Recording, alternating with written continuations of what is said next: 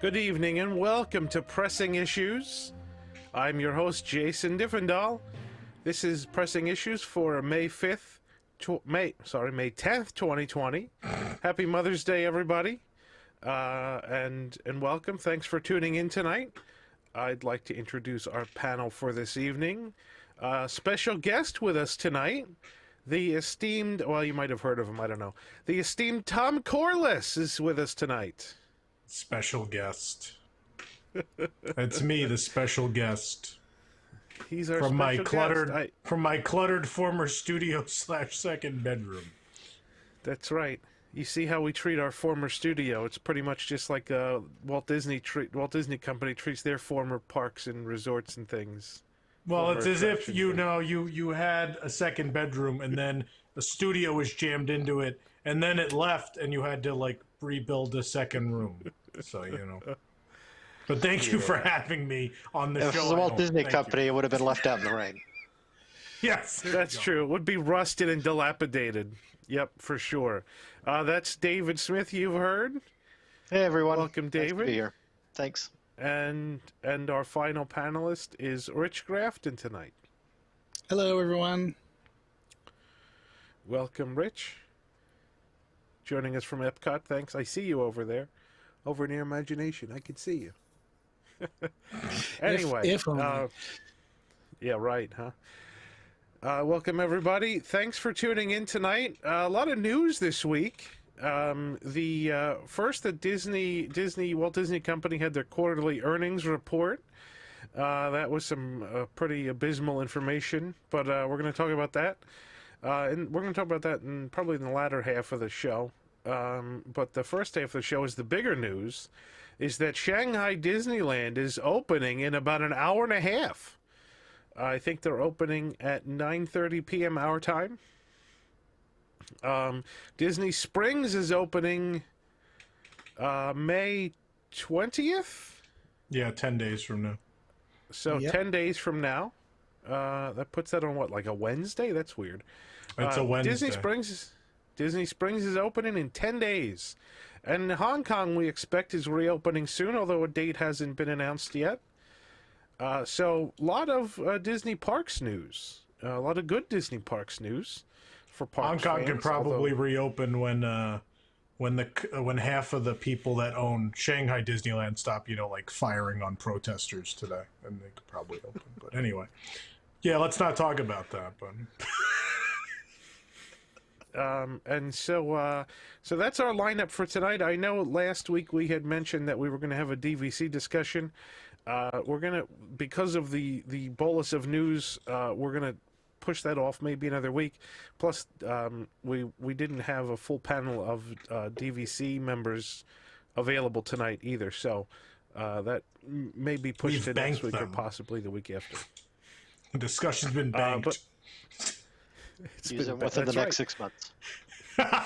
You have to use it or else. But only 50%. Oh my God.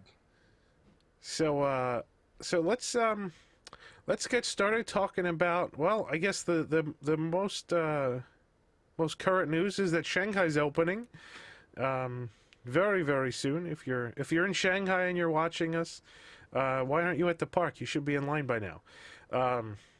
Shanghai's opening at 30% of capacity, and so I guess the maximum capacity at Shanghai Disneyland is about 80,000 people, and so they are permitted to admit 24,000 people per day into the park.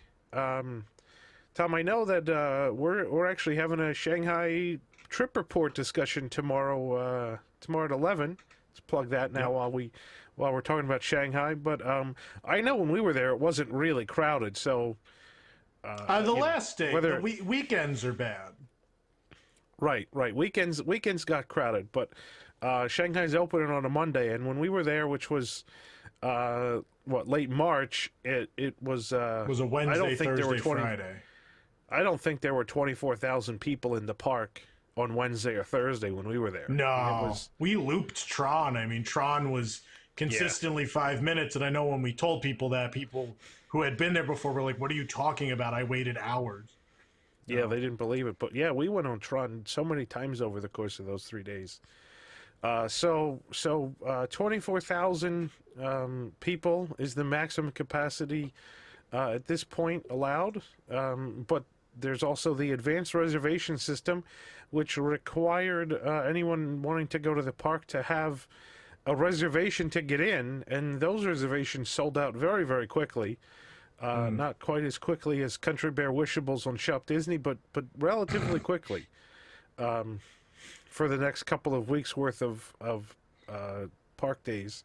So that's I think that demonstrates there's certainly pent-up demand for a visit to a Disney park, and that obviously doesn't surprise me. I don't think it surprises any of us here at WDWNT. I mean, if you want to see pent-up demand, you've got a whole staff at WDWNT that's just waiting to go to the park. So, Tom, are you booking flights to Shanghai in the next couple weeks or no?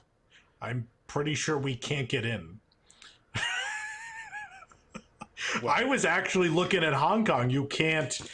There are very limited flights to Hong Kong, and they still have the 14-day self-quarantine in effect. So even after you pay, $5,000 to $7,000 to be on one of the 3 available flights, you have to quarantine for 2 weeks. I think the same is for Shanghai, but I also wouldn't feel comfortable going to Shanghai in the midst of this.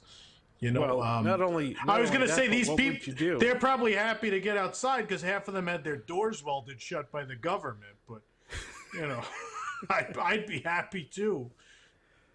I mean, and the Shanghai Disneyland Hotel was nice, but I don't know if I'd want to spend 2 weeks there before I'm allowed to go to the park. So, no, that's rough because I mean, you would be forced to do room service for 2 weeks at whether it's Hong Kong or Shanghai. I imagine you'd just be forced to do that for 2 weeks. You can't go out to get food.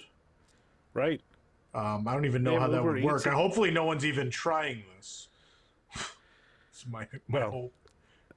If anybody, I would expect it to be you. So, I mean, I would have to imagine that Shanghai's audience, normal conditions, is primarily in-country. Yeah.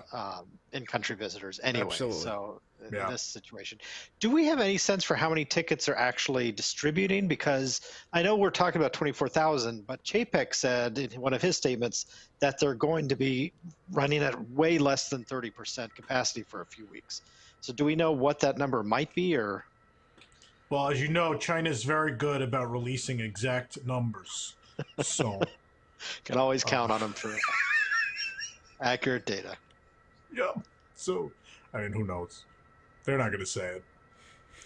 Yeah, I don't know how many tickets were available. I don't know how many, but like I said, I think 24,000 is kind of a average day in the middle of the week at Shanghai. So, if they want to have less than normal, you'd almost expect it to have to be like 10 to 12,000 at least. I imagine it's something along those lines, maybe for the first week till they see how things go.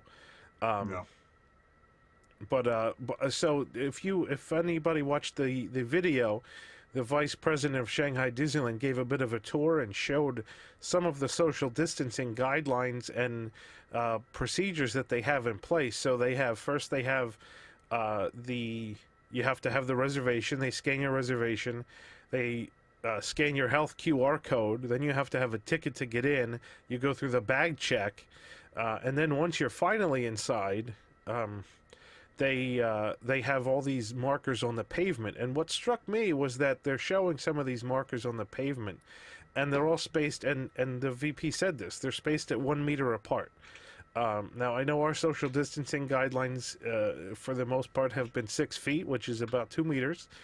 So why Shanghai Disneyland is going at 1 meter, I'm not entirely sure. I'm not sure whether that's, due to capacity or just what they think is reasonable. But, Chapek said that Shanghai is going to be a model for the U.S. parks when we reopen. But how, 1 meter social distancing is kind of like, I could still touch you at 1 meter. So I'm not sure that that's actually going to be very effective, but it remains to be seen.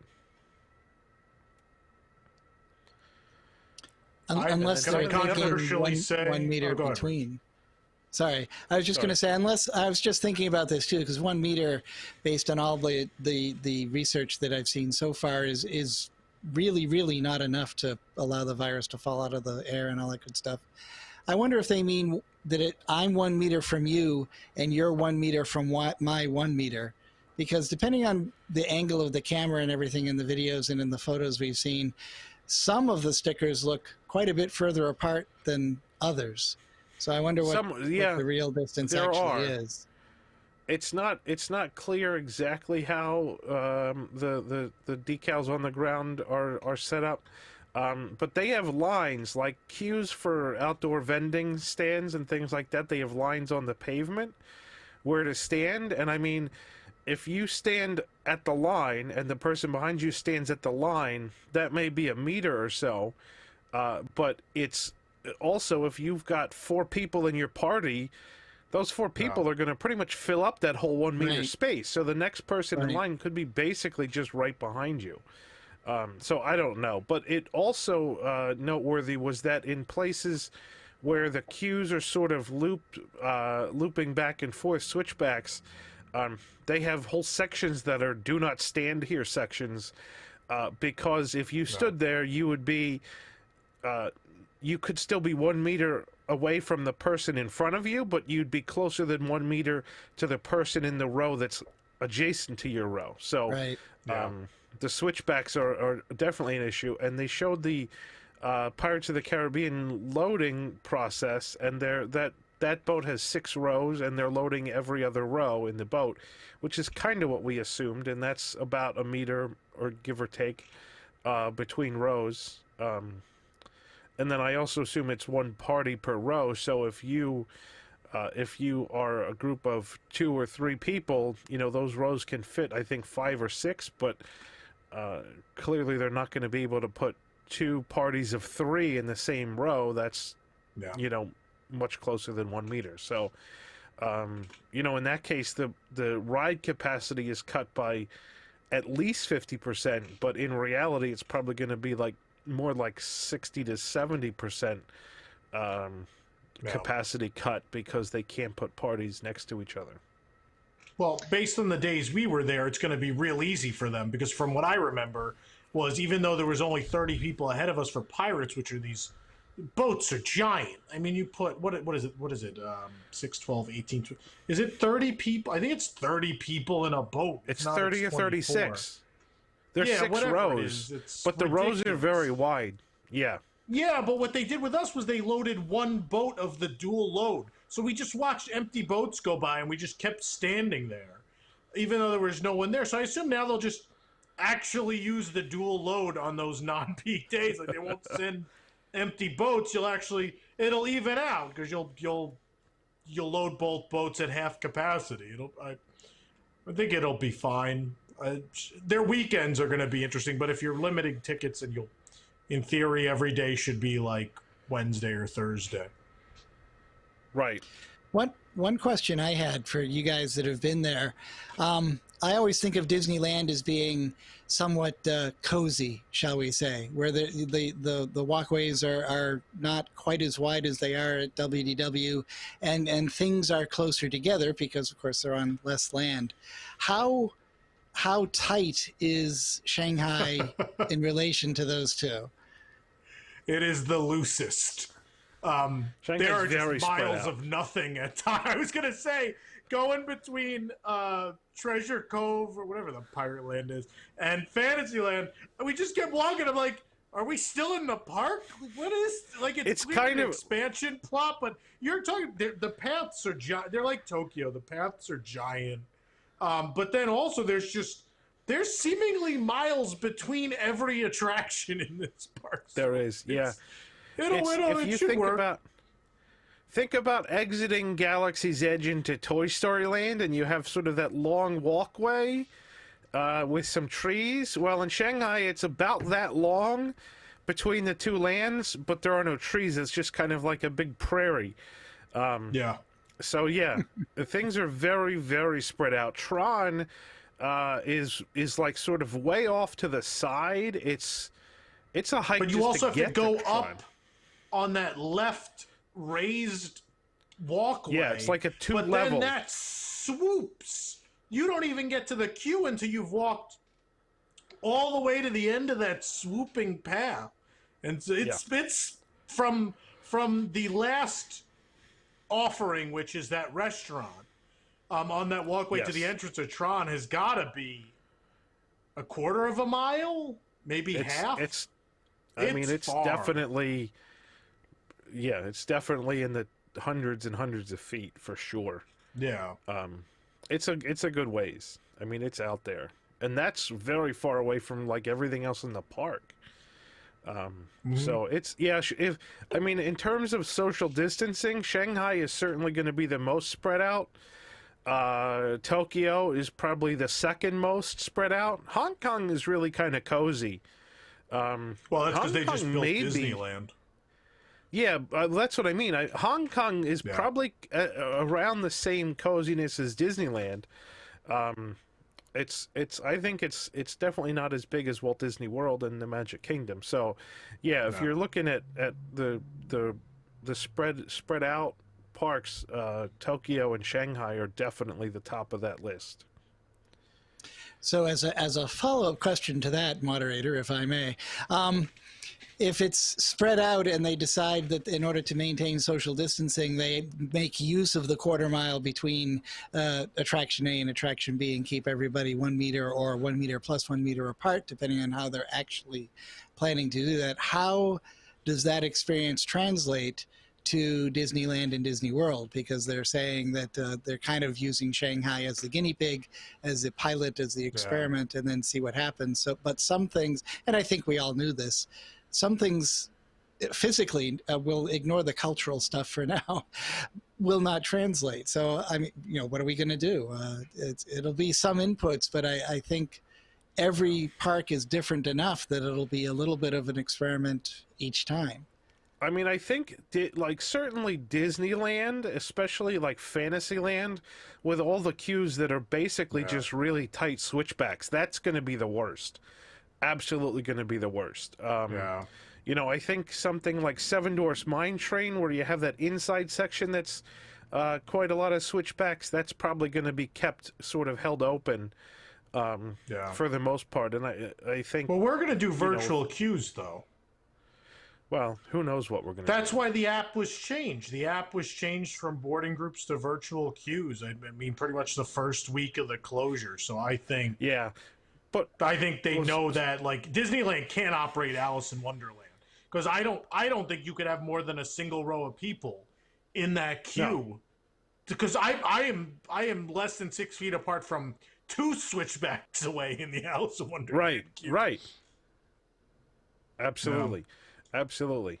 I mean, the problem, and I think, so the problem with virtual queues, and we talked about this a couple weeks ago on this show, the problem with virtual queues is that if everyone's in a virtual queue, then the walkways themselves are going to be overcrowded. So, I mean, a lot of the capacity of the park in terms of number of people is based on, queues being filled. And just like we saw with Fast Pass and Fast Pass Plus, when more people are in a virtual queue, the walkways and the stores and the restaurants are more crowded because those people aren't in a queue. And so if every ride in the park goes to a virtual queue system, that's basically, half the capacity of the park right there is taken out of the mix. And so it'll be interesting to see how that works and whether every attraction is a virtual queue or just some. I mean, you could imagine, like, for something like Pirates in Walt Disney World, where the queue is kind of a wide walkway that there's not really switchbacks or anything like that. Yeah, you can certainly put distance markers on the ground. So I don't think you're going to need like a virtual queue for Pirates, because it's set up well enough that it's not going to be necessary. As long as you maintain the distance between parties, you don't need a virtual queue. So my thought is that you're going to have virtual queues for rides that really need it, like, Alice in Wonderland at Disneyland. Well, I think part of that is going to have to depend on whether people actually listen to and pay attention to those ground markings. My biggest concern is that Disney could put all these markings down, but when it comes to actually enforcing that, it's got to be self-policed almost. There's no way So Disney's going to have the staff to mandate that. well, yeah, I would tend to agree. Although in the Shanghai video tour, the VP said that they were going to have additional cast members in the queues to help direct people on where to stand. And so, that's certainly a possibility if that's what's required to get people to follow the directions. It was also interesting that in that Shanghai video, they said that they did guest surveys and found that the markings on the ground of where not to stand were more understandable than marking on the ground where to stand. So I thought it was the other way around, and we talked about this last week too. If you put a box and said stand here, to me that's pretty logical, but they put all these stickers on the ground and said don't stand here. Well, the thing that's most interesting about Shanghai, I think of all 6 resorts in the world, if there is one group of guests that are least best at following posted directions, it is Shanghai. They don't really seem to care about the posted directions, whether that's I'm going to sell you fake merchandise in this queue, or I'm just going to cut through everybody. And I've talked to people. We have some listeners who went to Shanghai alone, and they said like all they did was get cut in line the whole time because at no point were they wide enough to stop families from just cutting around them. Well, that happened to us. Stuff like that. So there were 3 of us. Well, we blocked it because we were 3 large men, and so we were able to block any queue pretty well. But people tried, but we didn't let them through. There's a lot of that. I wonder now, maybe, I don't know if people there are scared enough and it'll make them follow the rules now. I don't know. I get concerned there more than, not that guests are great everywhere, because they certainly have. I was going to say, I don't know that it's that. Yeah, I don't know that it's that much of a degree of difference between there and, say Florida, for example. I mean, certainly Shanghai is worse, but I don't know that it's that much worse. It's not Tokyo where when the guests from China come and they cut, and then every person in the queue gives them a dirty look because, it's Japan and you're not following the rules and we hate you because of this. Yeah.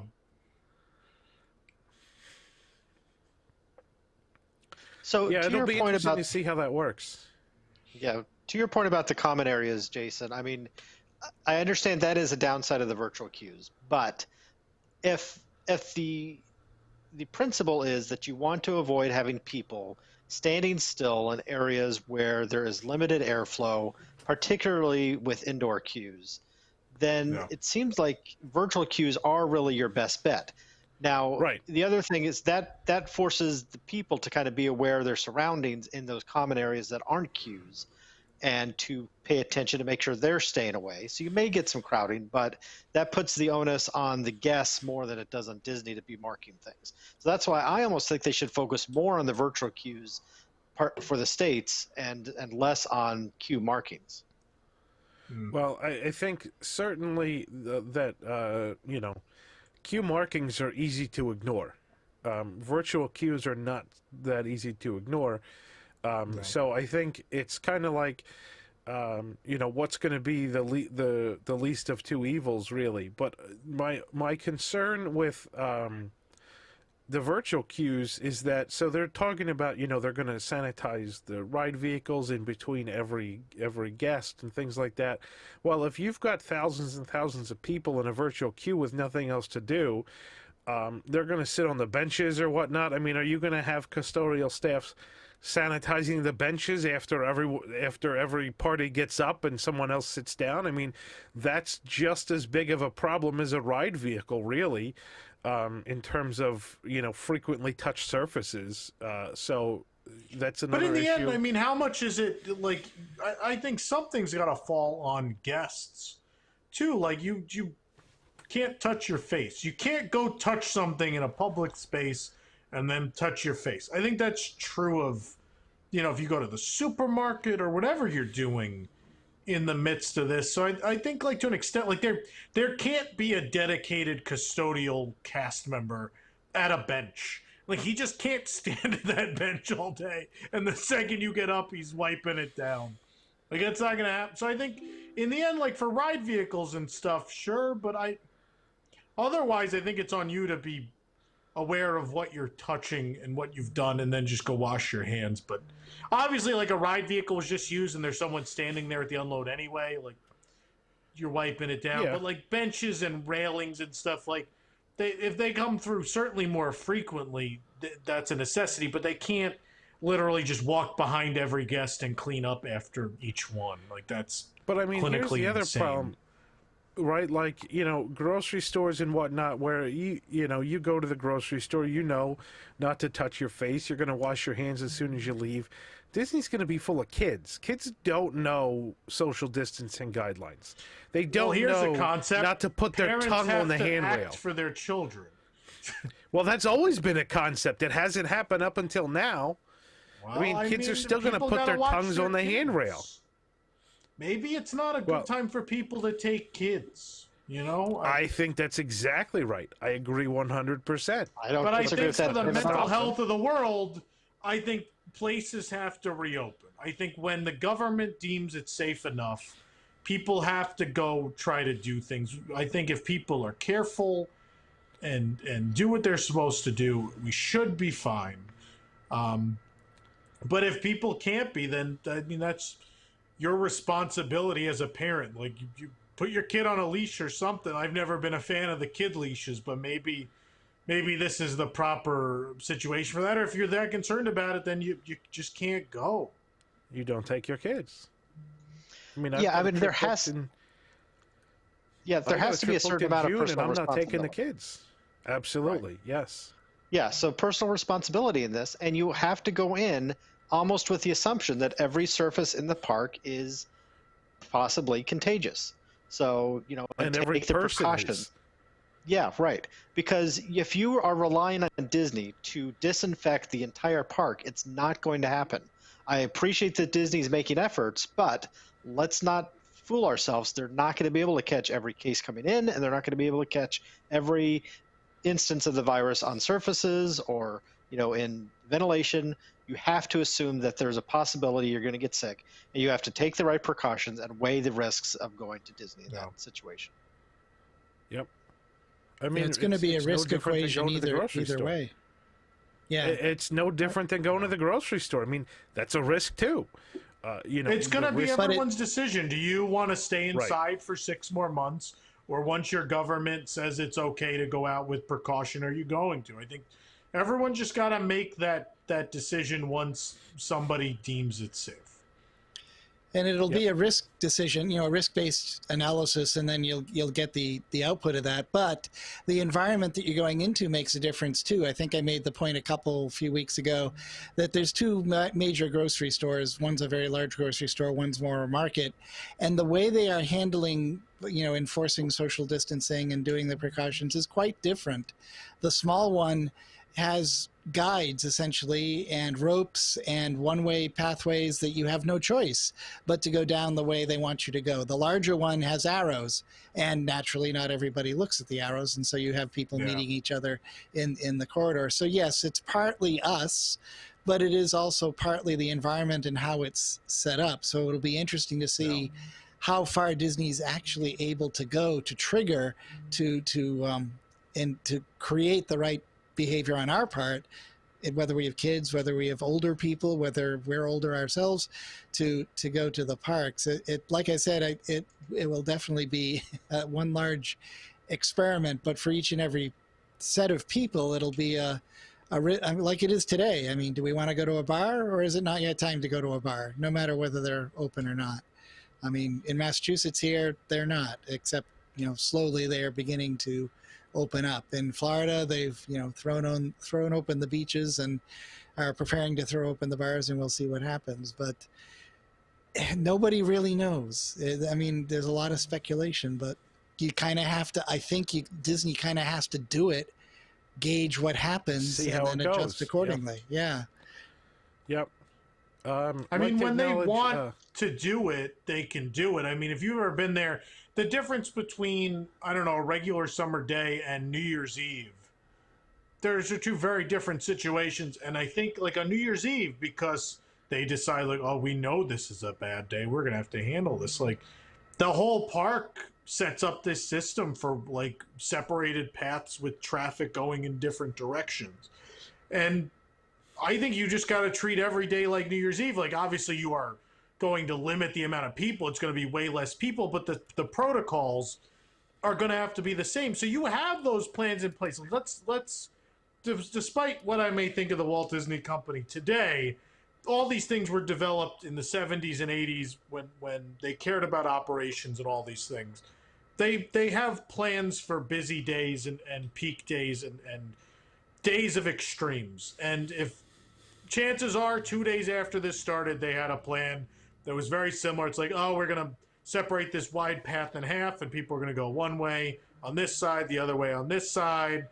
And, anything like that, I think. And then the smaller paths, those thin paths, like behind Cinderella Castle, I'm sure they're either going to be closed or they're going to be one way with a big sign, like in the middle of the walkway. They're going to be ready for those situations, I think, mostly because those plans already existed, just not for viruses. So, true. Yeah, they're going to operate very good at. Sorry, they're very good at. Go ahead, Dave. So they're going to operate at 95% capacity operationally, just with 25% of the people in the park. Yeah, I think so. Yeah. Right. Yep. And Disney's very good at tweak and adjust. I mean, every time they open something, we who write about and talk about them always say, well, now we have the tweak and adjust period. And, several months or several weeks or however long it is, they do eventually come to a pretty smooth operation. So we know they can do it. It's just that, people getting sick isn't generally on the line. So the stakes might be a little higher. Like we said before, the risk calculation is definitely different. I mean, I assume I've caught the flu from Disney World 45 times in my life, probably, but it's slightly less deadly than this thing. So, I want to acknowledge Sil ADD in the chat for a super chat. Thank you. He asked, "Do you think these social distancing measures at the park will be a permanent thing, or at least until there's a vaccine? Will they be sort of the normal park way of doing things?" I think until when the rest of the world changes, Disney will change with it. So when everyone decides you can stop, they will. I mean, when 9/11, I mean, obviously airport security changed forever, and so did every major venue. So no one ever reneged on that. So no one's going to get rid of it. But this is very different from 9/11. Like after 9/11, you could feel safe going out 5 days later, after the event, and be pretty sure of the fact that things were definitely safer than they were 5 days ago. That's not how a virus works. So until it's actually gone, until there are vaccines and medications and whatever else there needs to be, they have to operate like this. But it's not going to be forever. I think once the world deems it's over, I think Disney World deems it's over too. But operations will change. I mean, they may learn that they like virtual queues, and who knows? I mean, that's what FastPass basically changed things permanently. Yeah. But this could be the death of FastPass. It could be, like, even though we said the Rise of the Resistance boarding group thing is incredibly stupid, which it is, they may just decide that that's how you do everything. Like, everything's basically a boarding group. And that way you're never really waiting in line for anything. Well, I mean, FastPass is almost the same. It's just a boarding group that you book ahead of time.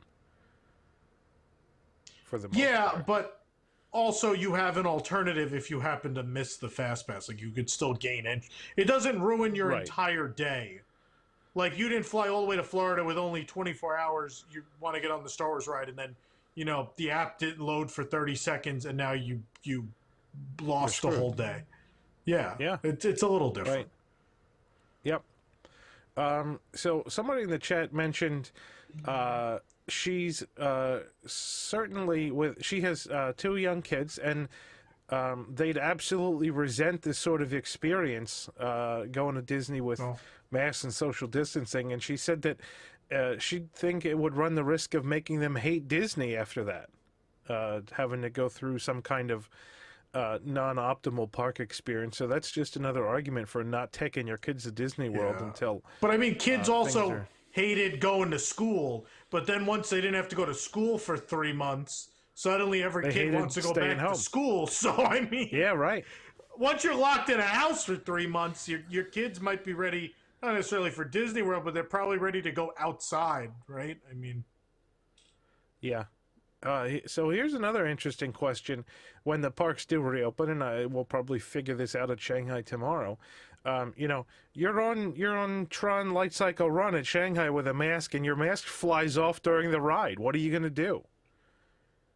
And what if the mask gets stuck on the track? What is Disney going to do? You've got these issues where you have to wear masks, but there's certainly rides where the masks are going to be likely to fly off.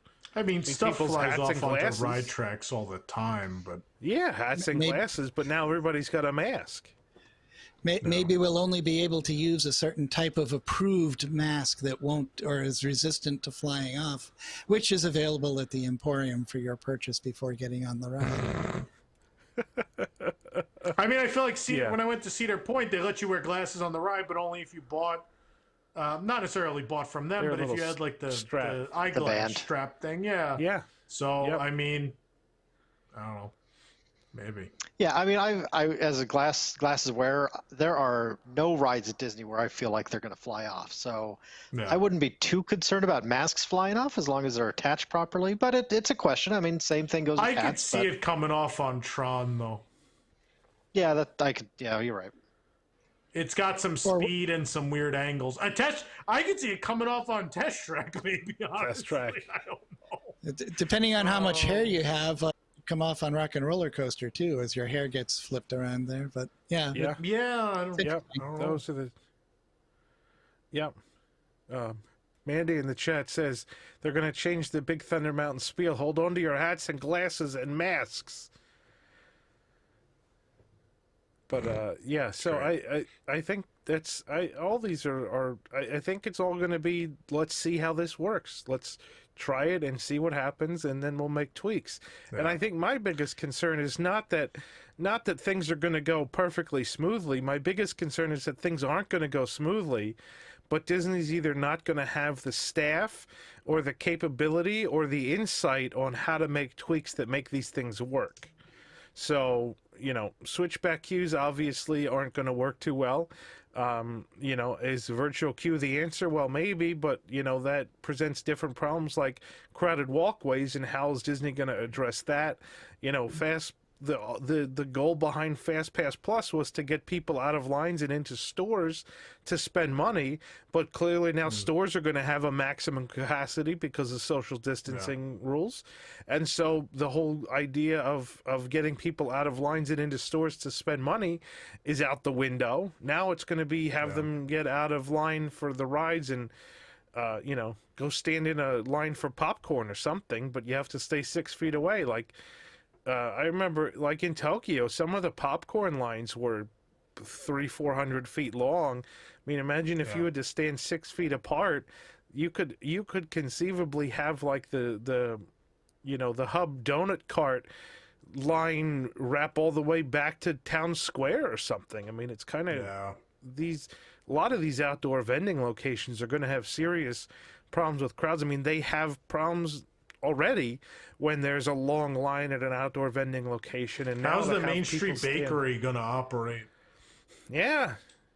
I mean, maybe mobile order is going to be, but you know, mobile order was great when no one knew about it because you go up to the window, you get your order, and you leave. But last time I was at Woody's Lunchbox with a mobile order, there were more people hanging out at the mobile order window than there were at the registers. So, you know, it's like an airport. Like, people can't wait for their group to get called. They just stand, you know, by the line. The same thing happens at Woody's Lunchbox. Everyone just stands by the window. They're going to need to tell you now when you do mobile order, like, Don't come over here until we page you. Just stay back, and then we'll tell you when to come. But there's going to be so they're going to be like marks on the ground. Don't cross this line until your mobile order's ready, and then you're going to have a giant group of people right at that line. It's not. It just pushes the problem somewhere else. It doesn't solve the problem, and that's what I'm talking about. When Disney can make tweaks to make things work better, but are they really going to solve the problem? And putting a line that says don't cross this line until your mobile order is ready doesn't solve the problem. It just puts it in a different place. Pushes the line back. Yeah. Yeah. So I'm really kind of concerned about what the cast members are going to go through these next few weeks after reopening. I mean, certainly in Shanghai, but even in the States, they're going to be in a tough position to try to enforce a lot of this and try to direct guests while still being friendly and everything. And there are going to be guests that get frustrated with them and possibly take it out on them.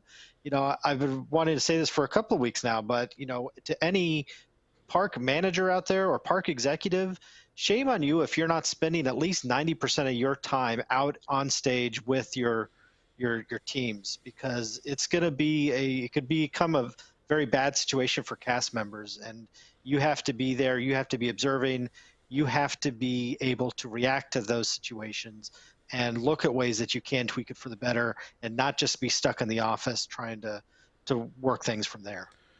Yeah, this is going to be really stressful for cast members, and they're going to have a really hard time policing this. I mean, you're going to have all these entitled people saying, I don't need to wear a mask, yada, yada, yada. I was in Home Depot last weekend, and there were people in there without masks. Now, the sign right out front says, due to the governor's orders, everyone must wear a mask. And there's a guy at the door checking, but, you get inside and you take it off. There's no one that's going to tell you to go put it back on. At least at Home Depot there wasn't. So, these Disney cast members, they don't tell kids to get off the garbage can, which is something that's clearly dangerous and against the rules. I don't see the cast members telling people to get to put your mask on, and a lot of people said, well, this is going to have to be like self-policing, and other guests are going to have to do something. Well, I mean, other guests tell people to get off the garbage can, and then you get a big fight like we saw in Toontown at Disneyland. I mean, there's all these problems that I think are going to be an issue, and you're right. The necessity of having additional cast members, not to do anything in particular, but just to enforce the rules, I think is going to be of paramount importance when the parks reopen.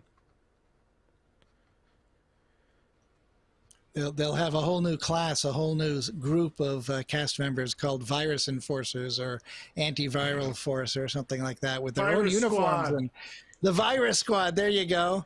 A whole new set of uniforms, outfit, but it's everything. Perfect.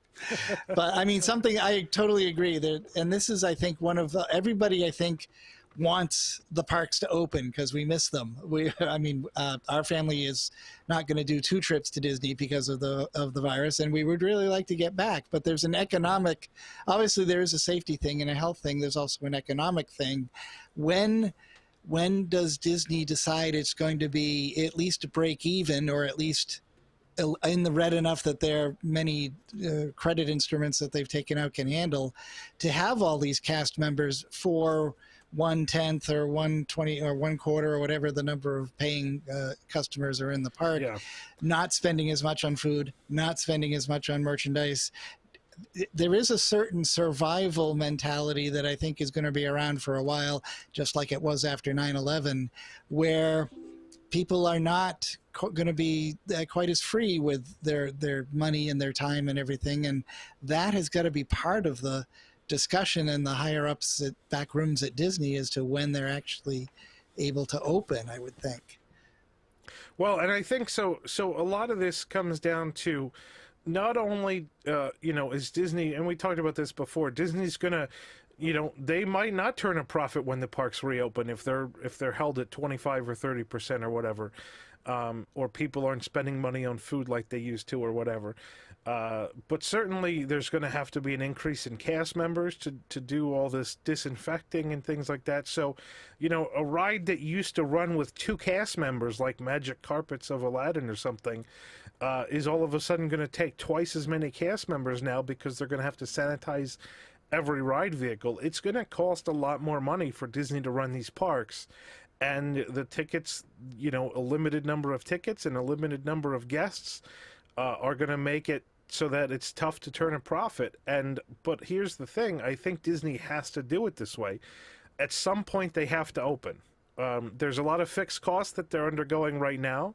So, they're losing a lot of money. They lost close to $1 billion in the last quarter. So reopening the parks at a loss is going to be something they have to do. Not only because there's demand for it, but because they have to start getting the guests into the mindset of Disney is safe. And so if you reopen the parks at 25% capacity, and people feel safe and people come, then when you ramp up to 50%, all those people that came at the beginning are going to feel safe, and then more people are going to feel safe. The last thing Disney can afford is to have a coronavirus outbreak at the parks, because that's going to turn people off from coming back. And so I think you have to take the loss, whatever it is, because A, it's probably not as bad as staying closed, but you also have to take the loss as a cost of doing business to get the parks back to an operational state where they can turn a profit. You have to do it gradually. Right.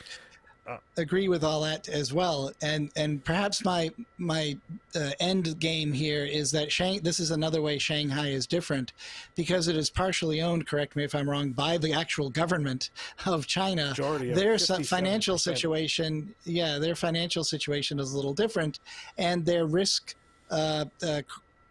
question and answers and benefit analysis is going to be different.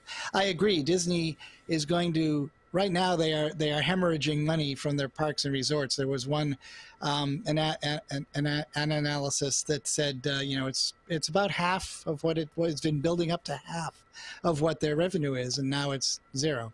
But so they can't do that. Maybe it goes up to 25%.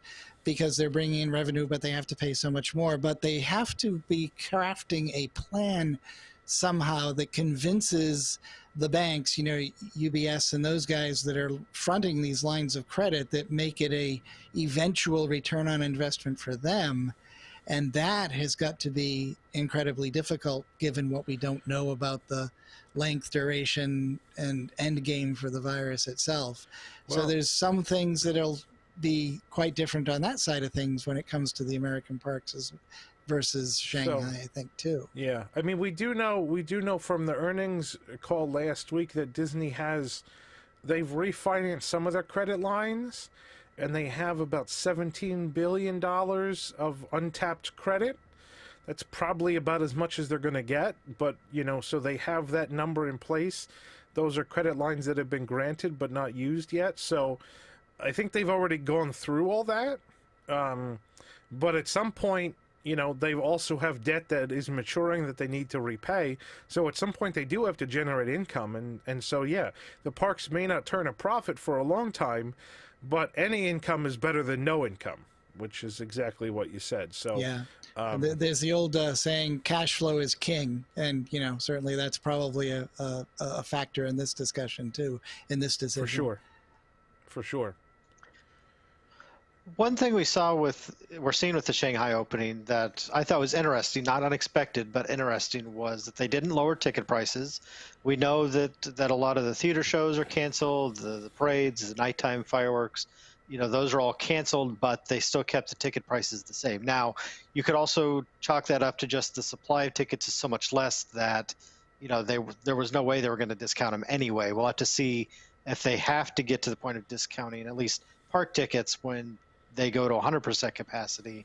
But I think for anybody that's thinking that park tickets at least will be discounted during these early phases, we're definitely not seeing that. Disney is not interested in doing any discounting until they absolutely have to.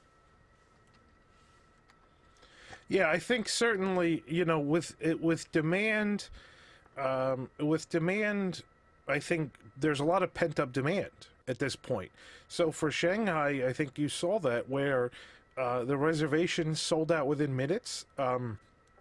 That's probably going to happen for at least the next couple of weeks or months. I think the same is going to happen at the U.S. parks when they reopen, that there's pent-up demand. There's also people that scheduled trips in the past, 10 weeks and have canceled them and, or have rebooked for June or July. So there's not only pent-up demand from the people that just want to go, but there's also the demand that already was there from people that had already booked trips for those time periods that don't want to cancel. And so my guess is that demand is going to outstrip supply for quite a while until until people start to feel more comfortable. And then, as people feel more comfortable and supply can be increased, then there'll be some leveling off, I think, of demand outstripping supply. But for now, the Shanghai selling out within minutes does not surprise me at all. So I think we're going to see that at the U.S. parks too. I know we've discussed internally in our own message boards. For the first several weeks, it'll probably be all bloggers and vloggers and people who go to Disney, quote unquote, professionally, and that'll be 25% of the capacity right there anyway. So they'll be all set. But I mean, people from outside the local area can't get in anyway. So what's going to be the difference, right? It's not like we're not going to fly, sure. Yeah, you're not going to be able. I mean, most people just aren't going to be able to. And I see people keep asking, like, "Oh, if I'm a resort guest, will I get preference?" I don't know how to tell them, like, you ain't coming. Like, they're not opening resorts first. Like, that's a whole nother operational headache that they don't want to deal with. Like, they're going to open theme parks at least 30 days or more before they open a resort hotel again. I just don't think... I think there's all sorts of housekeeping training and things you will have to do that it's easier, I think, to open a theme park than it is a hotel. But I mean, here's the problem is that, one person in a theme park is $100. A night at the Contemporary is $500. And they have to deal with a lot less staff to be able to offer that. And so I think... the fact that they said that the first resorts are going to open are going to be the Magic Kingdom resorts, that was going to not... be deluxe first. Yeah. Well, right. So all of the Magic Kingdom resorts are deluxe resorts. That was not an accident that they just decided Magic Kingdom resorts are going to open. They're the most expensive ones. Of course they're going to open those first. And so what's going to happen is, I think they are going to open the resorts. I wouldn't say it's 30 days after the parks. I'd say they might open the parks in a very limited capacity in sort of a soft opening mode, maybe on June 1st, and then probably by June 10th or so, you'll have resorts opening, because those are much bigger cash influx from resort guests than just day trippers to the parks, and it's a lot less cash to run a resort than it is to run a park. And so I think it wouldn't make sense to me to open the parks without opening resorts just and letting people stay. Operationally, like, people got to pass each other in the hallways and stuff. I just think operationally. Oh yeah, I mean, but certainly passing somebody in the hallway, I mean, we do that. You go to the grocery store and you have to pass people in the aisles at the grocery store. That's no different. It just happens rarely, right? Like, it's not happening all the time like it would be if I'm going into the bathroom in Adventureland where there's 20 people going in and 20 people coming out. I think the risk of any sort of contagion is much less at a resort hotel than it is at the parks. And so the fact that the resorts bring in much more money than the park tickets do, especially when you don't have restaurants opening or at capacity or whatnot, I think the hotels are going to open. I mean, I have a reservation for June 16th, so and I have my flights booked for that day too. So we'll see how it goes.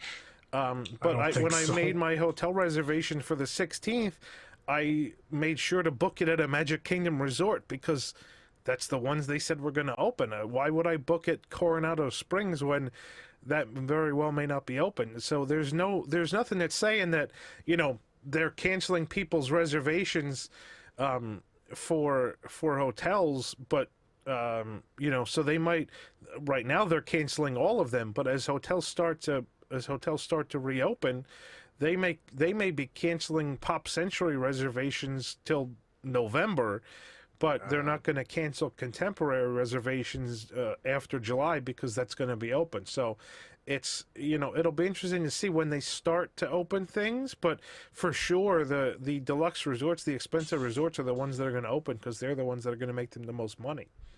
Yeah, it just seems like we're still a ways away. Like, there's no way June 1st is an impossibility. I mean, Disney doesn't even want to commit to opening the things they own at Disney Springs in 10 days. So I can't imagine that in 20 days. In 20 days, maybe they operate their restaurants and stores at Disney Springs, but I still think we're at least, we gotta be over a month, if not a month and a half to 2 months away from a park reopening in Florida, even soft opening. July 1st might be a more reasonable expectation. Yeah, we'll see. We'll see what happens. The thing with resorts, though, Tom, is that, especially with online check-in now, the points of contact in a resort are actually very small for people. There's very few points where you need to bypass individuals that aren't in your immediate party. So other than the housekeeping questions, which I agree, that is something that's going to require some training and some thought. But I don't feel like resorts have that many operational issues beyond that because, you don't even need to go to the lobby anymore. You just go straight to your room on check-in, and the biggest problem in a resort is going to be the elevator. Elevator, yeah, and then whatever the transportation to the park is, whether it's monorail or bus or boat. Yeah. I think you're right. I think the biggest problem at the resorts are going to be the elevators, but certainly it's not going to be a huge expense for them to staff cast members at the elevator to sanitize after everyone gets out. That's like 4 cast members for the entire resort. That's not going to be a big deal at somewhere like the Contemporary. So I think you probably will see that, but I don't think it's going to be a huge expense. And I think that, people are, even Floridians, a lot of Floridians aren't going to make a day trip to Disney World. If they're going to come, they're going to want to stay for a couple days. And unless they're locals, they're going to want to stay at a hotel. So especially if also, depending on capacity and whether there's a reservation required to get in the parks to maintain a specific capacity limit, you'd have to assume that hotel guests are going to be admitted to the parks before day guests. And so anybody that's coming from any, more than an hour or 2 away is going to want to make a hotel reservation just to make sure they get in.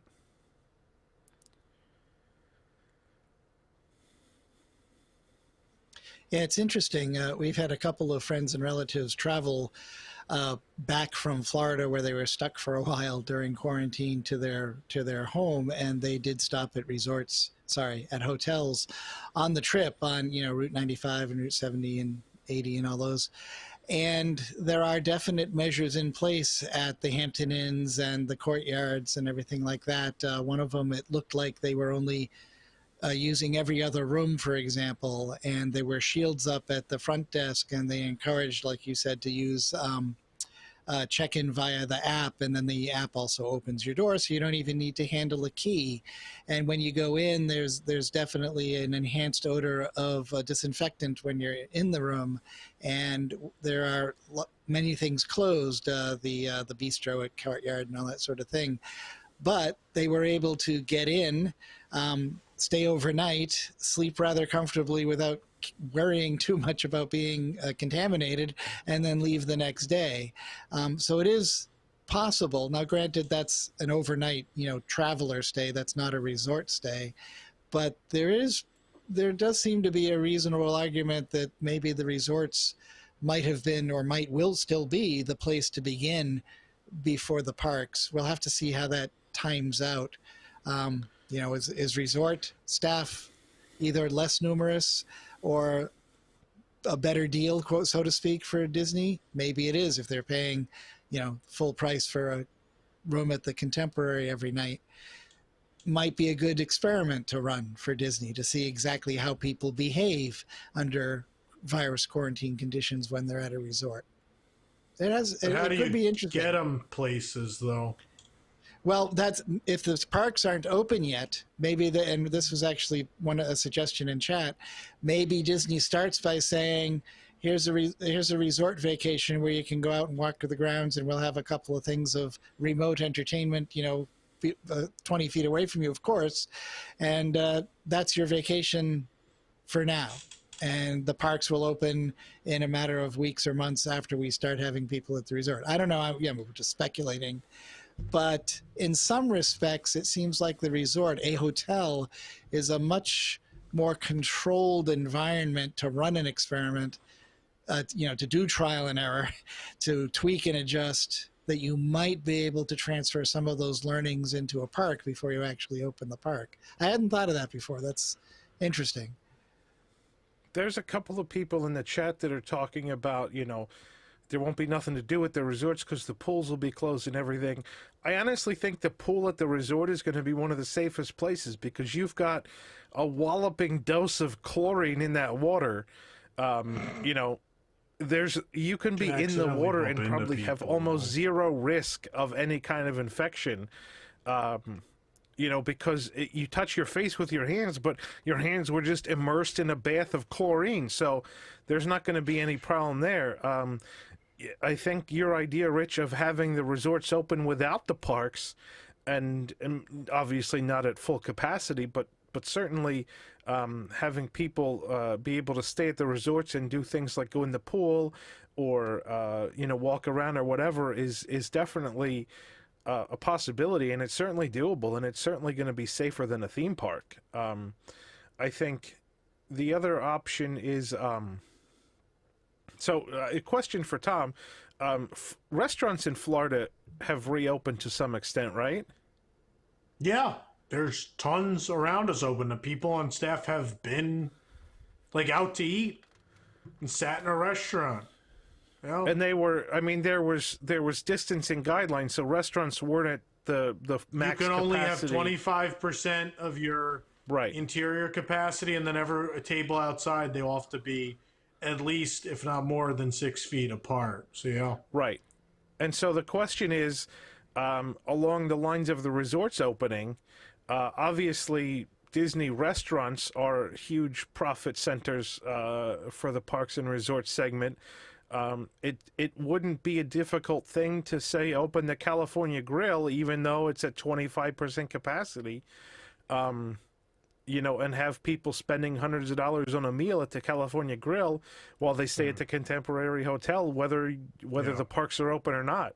I think in a lot of restaurants, especially small individually owned restaurants, running something at 25% capacity, they might not make a lot of money, but I think Disney certainly can with the prices that they charge.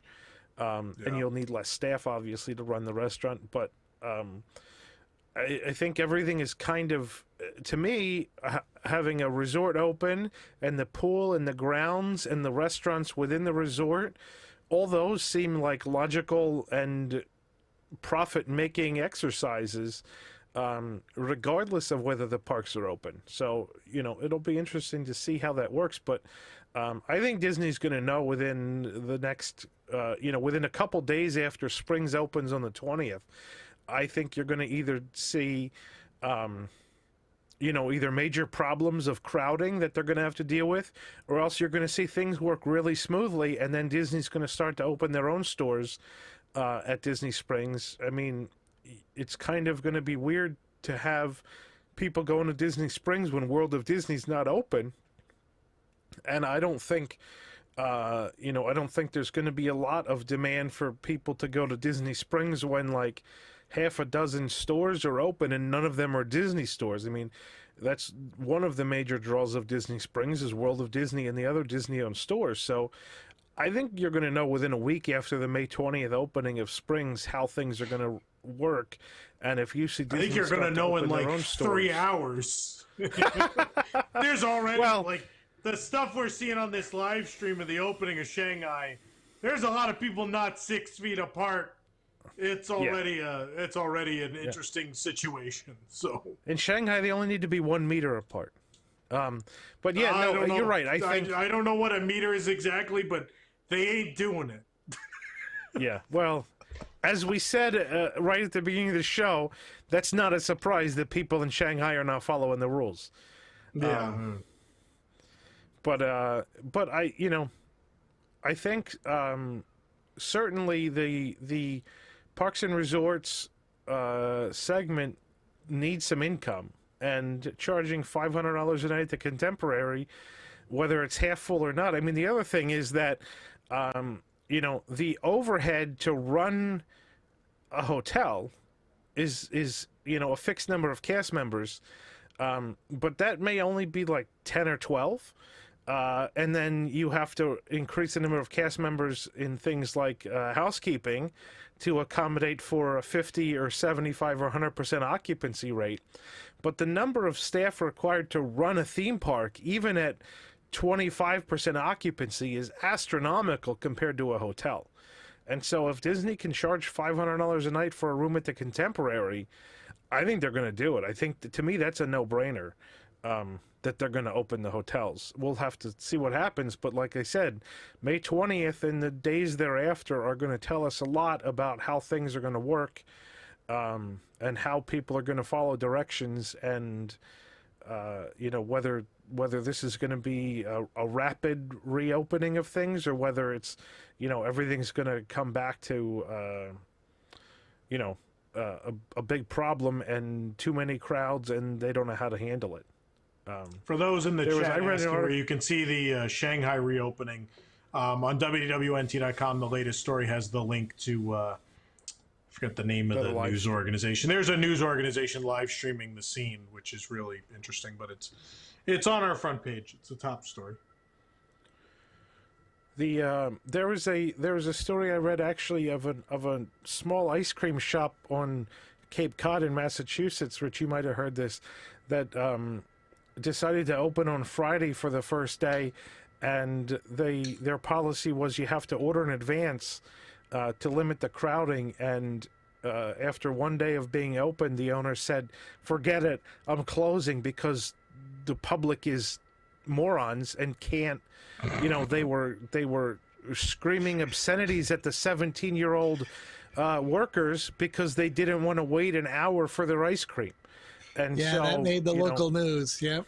I assume it did. And People are ridiculous. if people are ridiculous, exactly. And that's why I said May 20th is going to tell us a lot about Central Florida and how ridiculous the people are.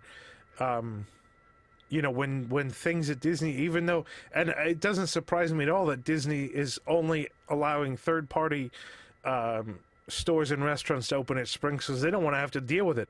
Third party is perfect because somebody else has to deal with it, and they get to sit back and watch how it works, and then make a decision as to whether they want to open their own stores and restaurants or not. But it has nothing to do with how the third party manages the opening. It has everything to do with the clientele that's coming in and how they treat the staff members and how they treat each other and how they follow rules. And I think the opening that's scene what you at see in Shanghai. Haagen-Dazs versus the opening scene at Wine Bar George will probably be two very different things.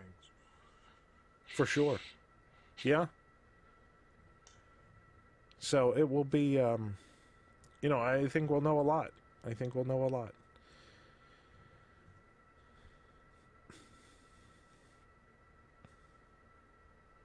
Yep. All right. Yep, for sure. Let's, I think now's probably a good time to take a commercial break. We'll come back with any wrap-up thoughts about this, but then we're going to go on to talk about the quarterly earnings call and earnings report for the Walt Disney Company that came out this past Wednesday, and look at those numbers, especially the Parks and Resorts segment and their income, and go through a bit of analysis with those numbers and see where we think the parks are headed in terms of quarterly earnings for this quarter, and which will be announced in another 3 months. But that's we thought it was bad this time around. I think it's going to get worse. But we'll talk about that after these messages. Stay tuned.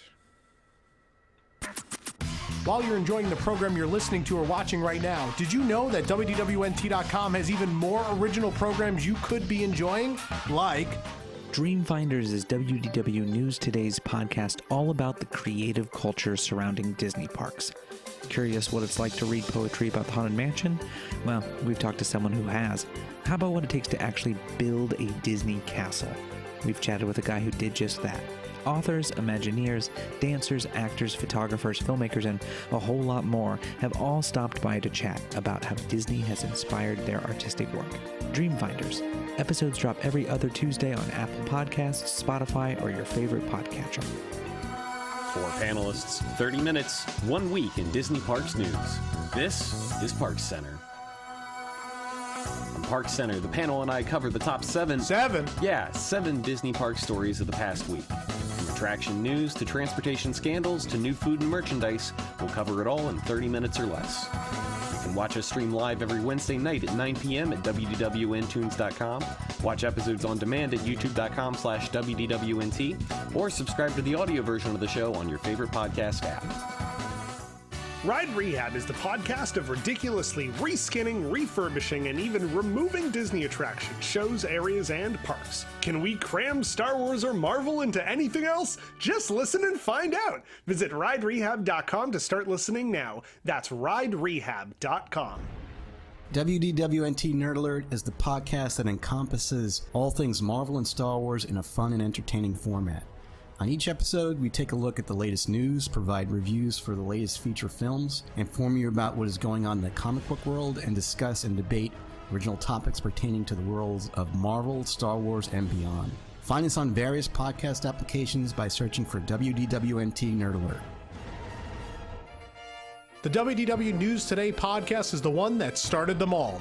Join us for comprehensive history segments, heated debates, epic countdowns, and more from the Disney theme parks around the globe. Just search for WDW News Today in whatever podcast service you choose. Last but certainly not least is WDWNT's premiere show, WDW News Tonight. Join us every Thursday night at 9 p.m. for a live weekly audio and video show that combines the latest headlines, comedy, trending vacation topics, call-in games, and in-depth discussions to bring Disney fans a one-of-a-kind 2-hour program covering the Disney parks. If you can't catch the show live, you can always watch it later on YouTube or listen to it through your desired podcast service. Get more info on all of these shows and more online at WDWNT.com, the worldwide leader in Disney parks news and entertainment.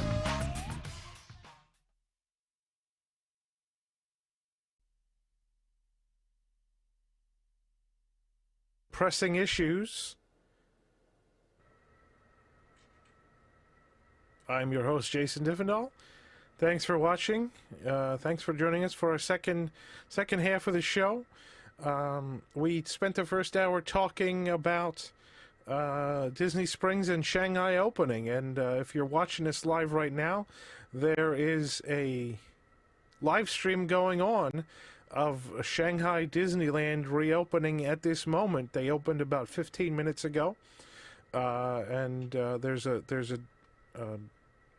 media outfit there doing a live stream of what's going on.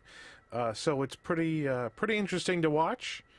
It looks like in a lot of cases everyone's wearing masks, but there's not a lot of social distancing going on. So we know that Disney has said that they're going to use Shanghai and the reopening as a model of what's going to happen in the U.S. parks when they finally reopen. And it certainly, I don't know, we'll see what happens, but Shanghai may not be the greatest model.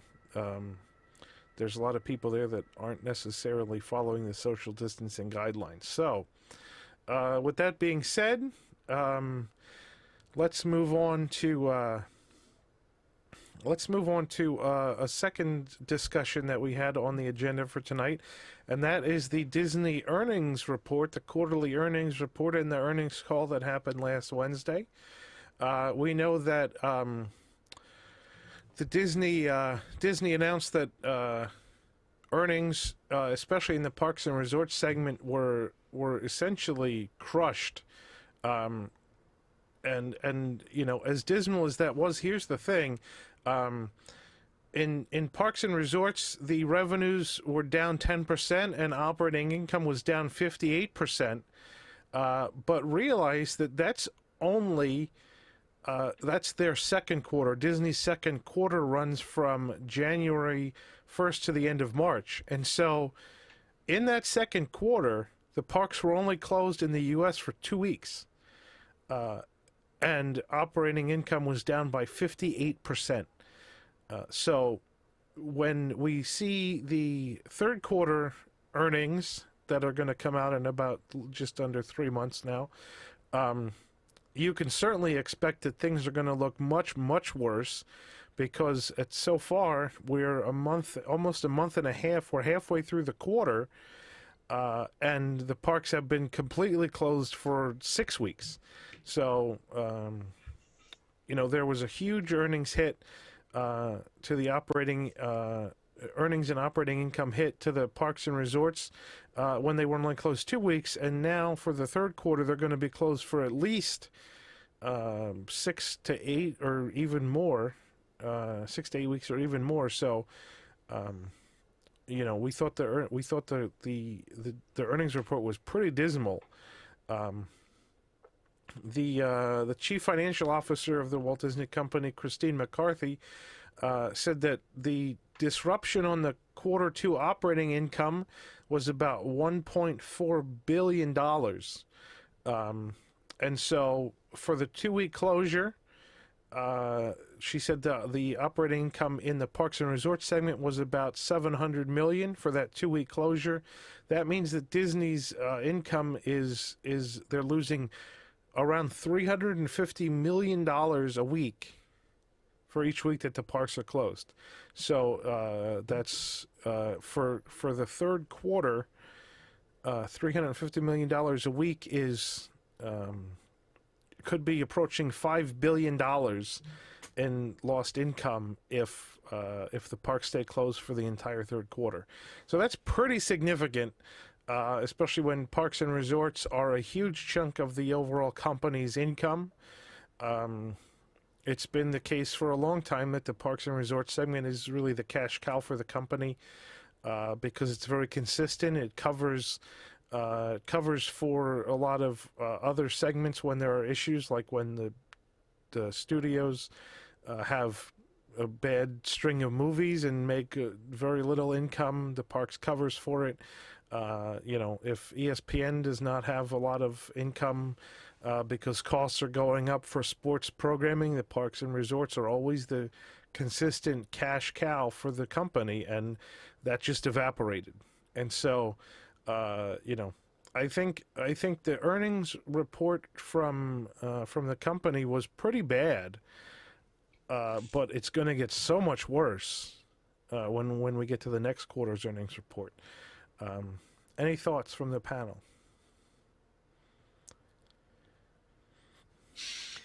Where to So begin? I'll start. Yeah. So I'll start with, the trend that we saw with parks and resorts, like you said, Jason, was it had been fairly steady. It had actually been growing over the last 10 years. The percentage of revenue that came from parks and resorts more than doubled within that period. It looks like from the chart I'm looking at, almost tripled in terms of percentage of overall company revenue. So that's definitely a big component. And when you think about what makes up that segment, it's parks, experiences, and products. Well, parks and experiences are basically shut down. There's almost zero revenue coming from those. Products are significantly impacted. They can't get their stuff together for Shop Disney, and even if they could, it wasn't going to make up a whole lot of revenue there. Well, So and the Disney stores around the country are closed, so it's right. So if you're losing $5 billion in this segment over the course of the next quarter, if you're losing that revenue, then you're a $500 million segment that is typically $6 billion. So yeah, just in that segment alone, you're gonna see bad numbers. But it's not not that surprising. I mean, there is nothing that the company can really do other than to start looking at how to generate revenue more quickly. And I think that's what we're seeing. One really interesting thing that somebody said in the chat right before the break was that they predicted that Disney was going to start selling 7-day non-expiring tickets. Obviously, since a decade or more ago, you couldn't buy a non-expiring Disney Parks ticket.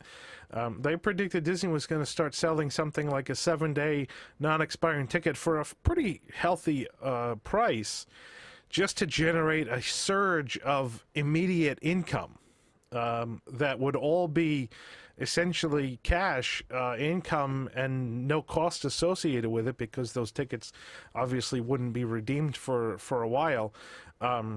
That's a really interesting idea. I know that it might have been right after 9/11 or in the year after 9/11, Disney started selling annual pass vouchers at a significantly discounted price, and people bought dozens. People, like a family of 4 people, bought a dozen of these annual pass vouchers at 25% off, because they expected to use them over the next 3 years, and you certainly wouldn't get them cheaper than you could at that moment at 25% off. And so that is actually a really interesting strategy for generating a huge bolus of cash right now when the company needs it. And it's almost like selling gift cards. You generate the income, but you don't have to cover the expense associated with it until much later down the line. But yeah, I think you're right that Disney, especially the parks and resorts, needs to generate as much income as they can, as immediately as they can, just to make up for such an enormous shortfall overall for the company. Yeah, it's interesting too, if you track the acquisitions and business decisions, that not that anybody knew what was going to happen in the future, but over the past, say, 12 to 15 years, it almost directly tracks what would be not producing any money should a pandemic come around. It's almost like they took the pandemic playbook and said, let's buy this, because they'll be flatlined during a pandemic. And yeah, the same Bloomberg did a chart similar to what David was talking about, and they have been pushing the Parks Experiences products. I mean, Adventures by Disney has been growing. They've added ships to the Disney Cruise Line, and of course they've been adding things to the parks, adding more experiences to draw people to the parks, adding the Skyliner, adding more resorts and everything else. And none of that is able to produce cash flow now. So back to our earlier discussion, if cash flow is king, then what they have to do is start the cash flow cow, wake it up again, which is somehow opening, or I hesitate to say opening, somehow getting people into the parks and spending money getting into the parks, whether that's the resorts like we were talking about, whether it's actually in the parks, as we said. It's going to be, I think, a long haul. They have a decent cushion on the line of credit, but nothing is more expensive than money. So they probably would want to minimize what they want to use out of their $1 billion of lines of credit.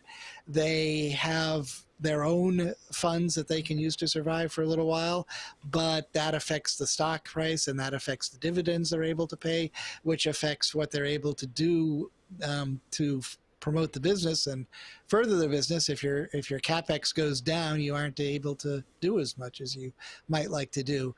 I think they've already announced one of the stories. It was at $900 million in operational projects that they were going to review or defer. Which in the grand scheme isn't much, but $900 million that they're at least postponing, if not getting rid of. Yeah.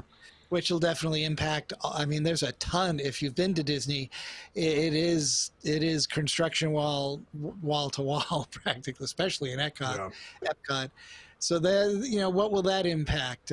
Things they haven't started. One could imagine redoing Spaceship Earth is now going to be deferred. I'm hoping the Spaceship Earth refurb is put off. Yeah, absolutely. Yeah, well, there are those of us who are definitely in that camp. Maybe we'll see instead of Moana's Journey of Water, it's Moana's Trip to the Corner Store with Water. There could be a bunch of things that could be changed as a result of being financially responsible, really, when it comes right down to it. But that doesn't help those of us who really love going to the parks and like new, cool, shiny things. Well, he said they still have big plans. That was his thing. But then he also hid that in we're running a fine-tooth comb through projects, which means you're cutting things, is what that means. Yep. The last thing in the world we need is Bob Chapek to have be surrounded by a group of people who agree with him budget cutting things to death, regardless of what's going on in the world. The last thing we need when things return to normal is him to have an excuse as to why he built, another screen ride with no physical sets. So, yeah, I think $900 million in capex expenses for, construction projects or whatever. I'd much rather see, $900 million in projects delayed than $900 million in projects budget cut to half of what they've already been budget cut to. Yeah.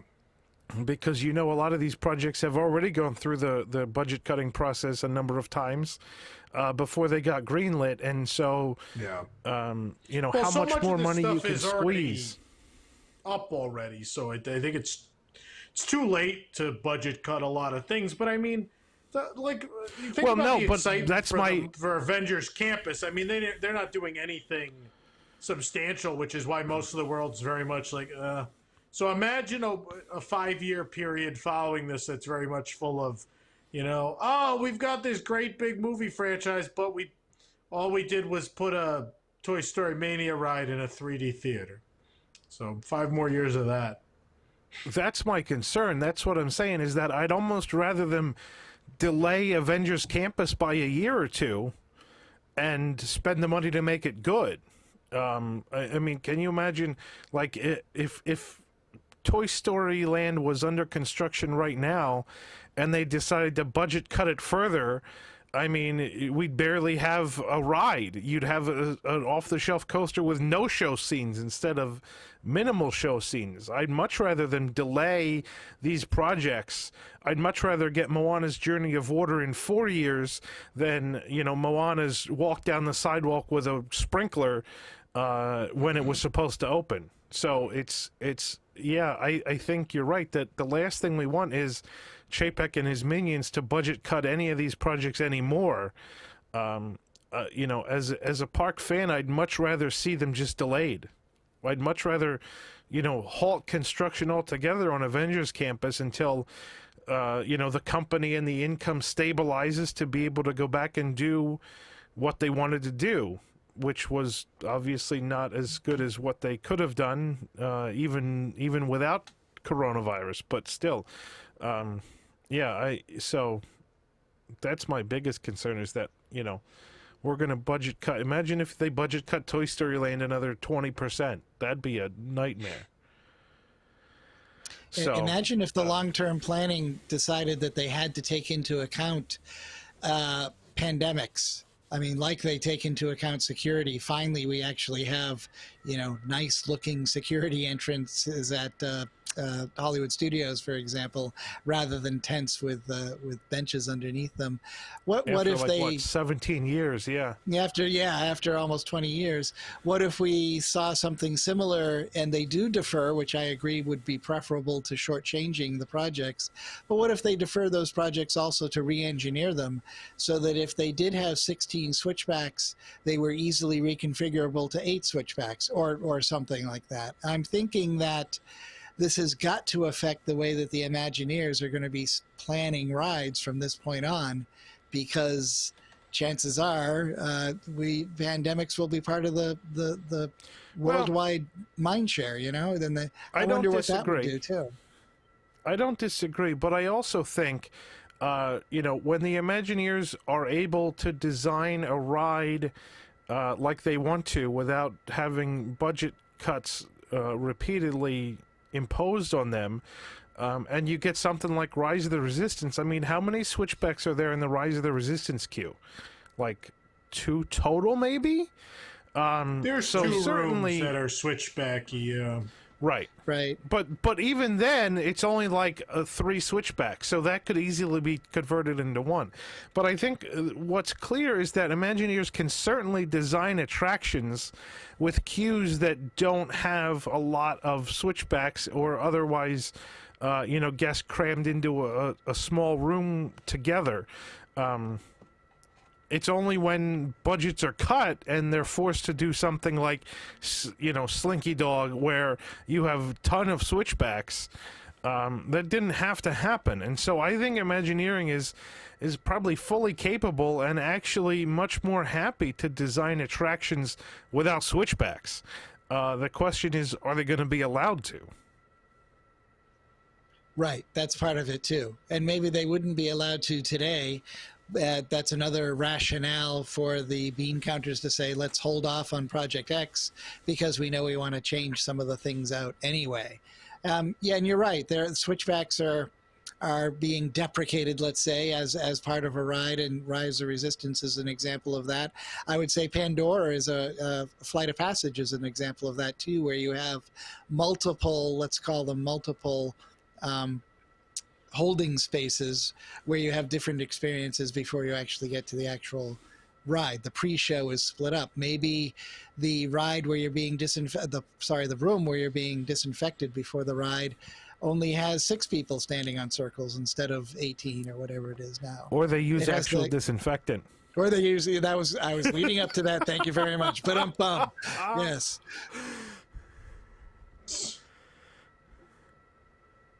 But yeah, so I mean, I think whatever happens with parks and resorts, I mean, it's clear that construction is going to slow down to some extent, and spending is going to be cut. I think so. In addition to that $900 million in capex spending that's sort of being cut, they announced that they were not going to issue the dividends for the first half. And that's about a $1.5 billion savings. So that's, I think, clearly as even as an investor, you've got to see that as a prudent decision to halt dividend payments for now. That's kind of a no-brainer, and some companies would not do that just to keep the shareholders happy. So that's actually an intelligent decision, I think, that Disney made for once, is to halt the dividend payments. The other thing that I want to talk about, and we talked about this a couple weeks ago with Disney Plus, is that everybody's talking like Disney Plus is the savior of the company, and all these subscribers to Disney Plus are what's holding the company together. If you look at the Disney Plus, the quarterly earnings, the losses incurred in the direct-to-consumer segment, which is where Disney Plus falls, the losses incurred there increased by 120-some% since last year. And most of that loss is attributable to the expansion of Disney Plus. I mean, a year ago, there was no Disney Plus, so they spent a lot of money to launch Disney Plus, and they're spending a lot of money to launch Disney Plus now in other countries. And so that segment is losing money. Disney Plus is certainly generating income, but overall it's a money-losing operation. And so... And they're spending a ton Disney of money Plus, on original programming, too. I mean, the Marvel stuff... Well, and they have to. I think fiscally falls into this year. They do have to, but I mean, those are all movie stars in that show, so...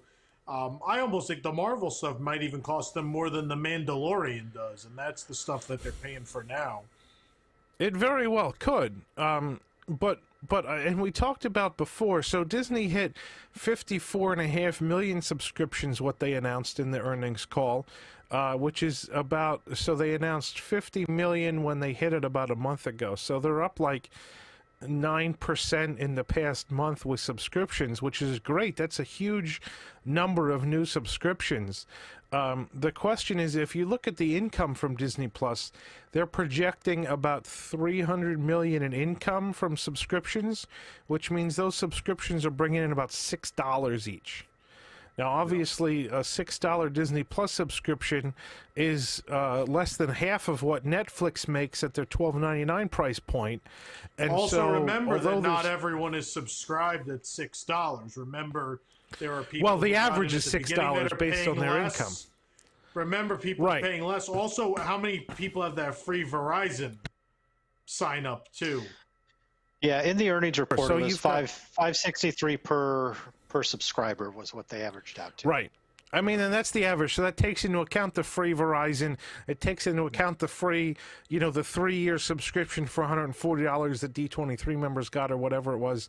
It averages out to $6 a subscription.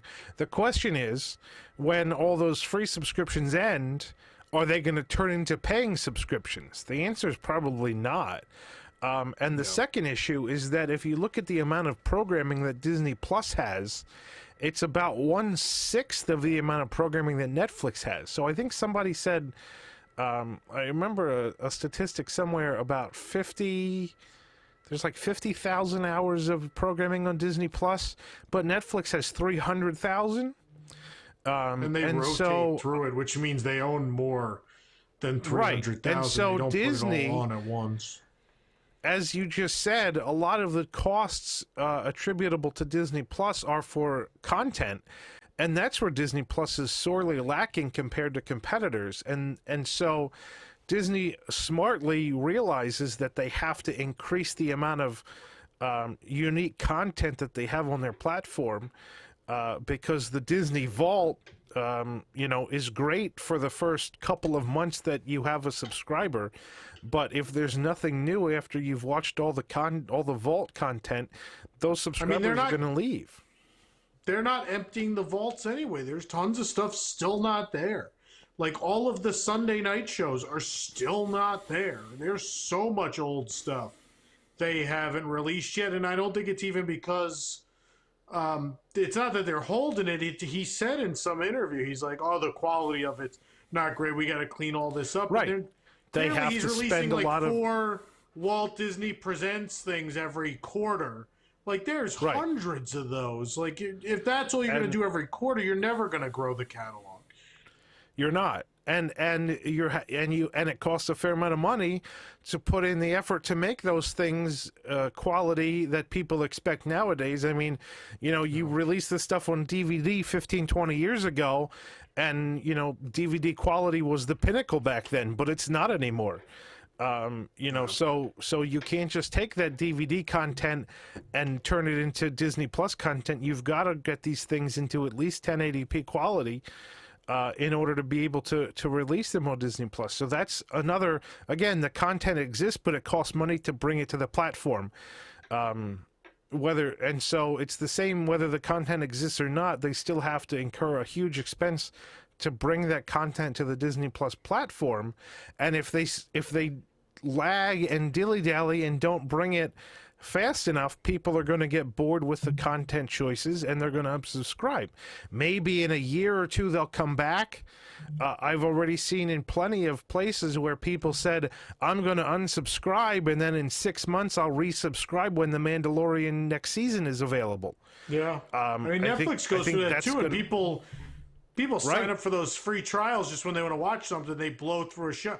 I just did it with HBO Go to watch McMillions, honestly. Like, I did a free subscription, I blew through the series, and then I unsubscribed. That's right. And certainly the same is going to happen with Disney Plus.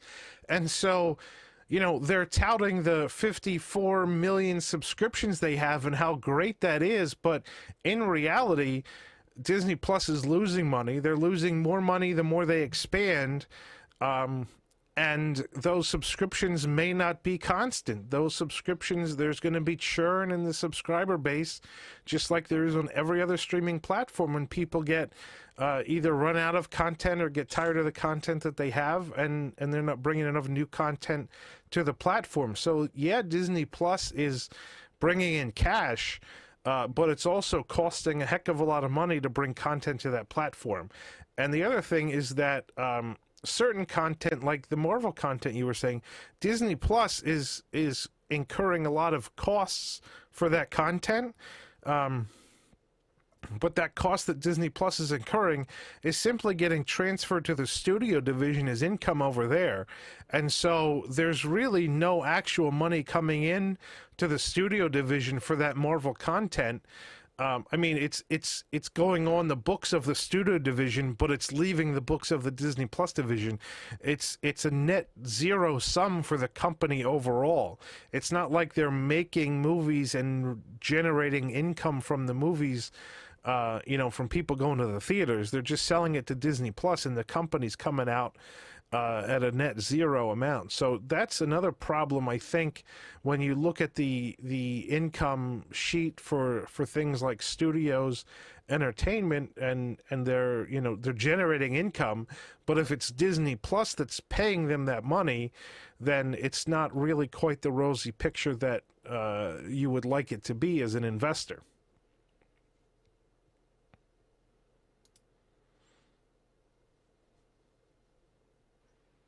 I agree about the numbers not telling the whole story. I know our experience has been that we are, as a family, subscribed to Disney Plus, and we're still working our way through the catalog, but also watching some of the new shows.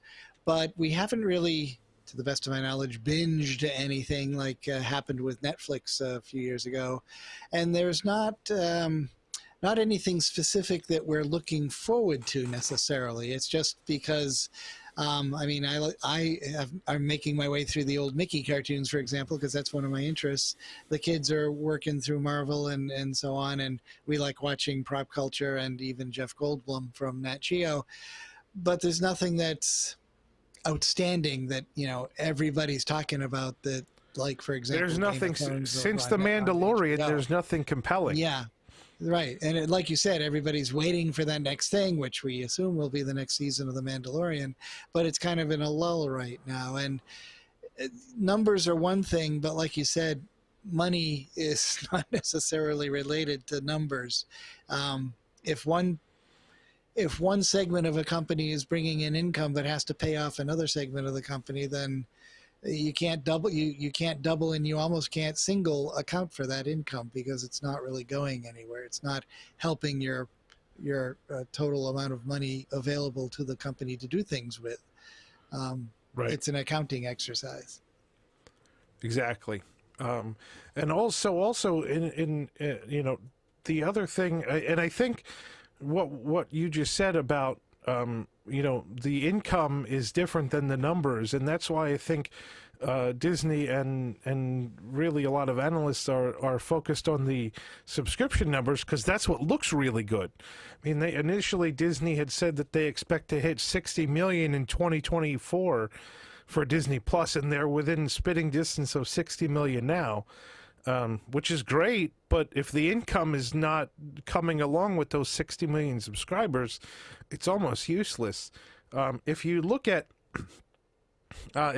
statistics on how much time people are spending in streaming apps, for the first 3 months of 2020, Disney Plus was 6th on the list.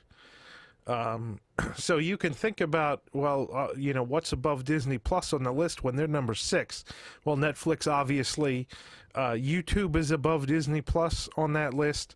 Amazon Prime is above Disney Plus on that list. Hotstar is above Disney Plus on that list. And but the number one global streaming app by the amount of time spent is YouTube Kids.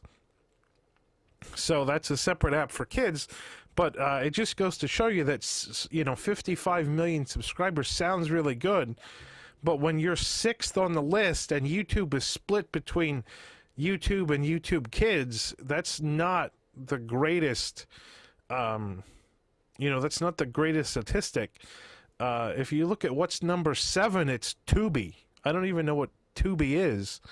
That's a bird in Runaway Railway.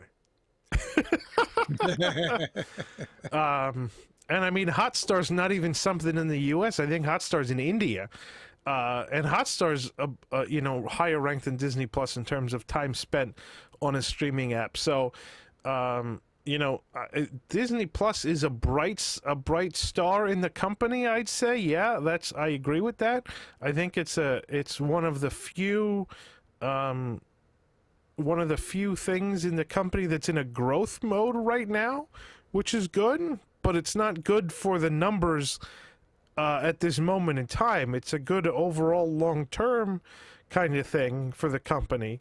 But as of right now, it's still a money-losing proposition. And so, as much as the company is reeling from a tremendous drop in operating income in the parks and resorts segments, they're also losing money in the direct-to-consumer segment too. So we can talk about Disney Plus as much as we want, but it's still losing money for them.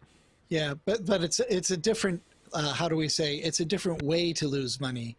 The pandemic brought on, and the closures brought on by the pandemic, were unplanned. Where I would say that the losses being incurred by Disney Plus are probably planned, because Sure. I mean Disney knows how to play the long game. They've been at this a very long time, and I wouldn't be surprised if there's a very measured, phased-in approach to getting content on Disney Plus and new content and old content on Disney Plus.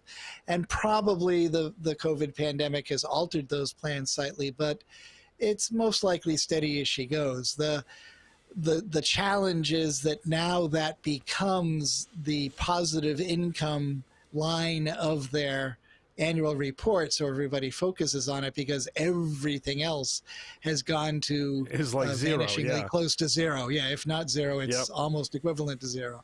And I think that's part of the issue that I was seeing, is that, let's not spend so much time on a enterprise that is not yet all it could be, is not yet profitable, that's going to help save the company. The company needs to save the company, so to speak. And yeah, they're working on it. Certainly we still want Disney to open. We want the parks to be back.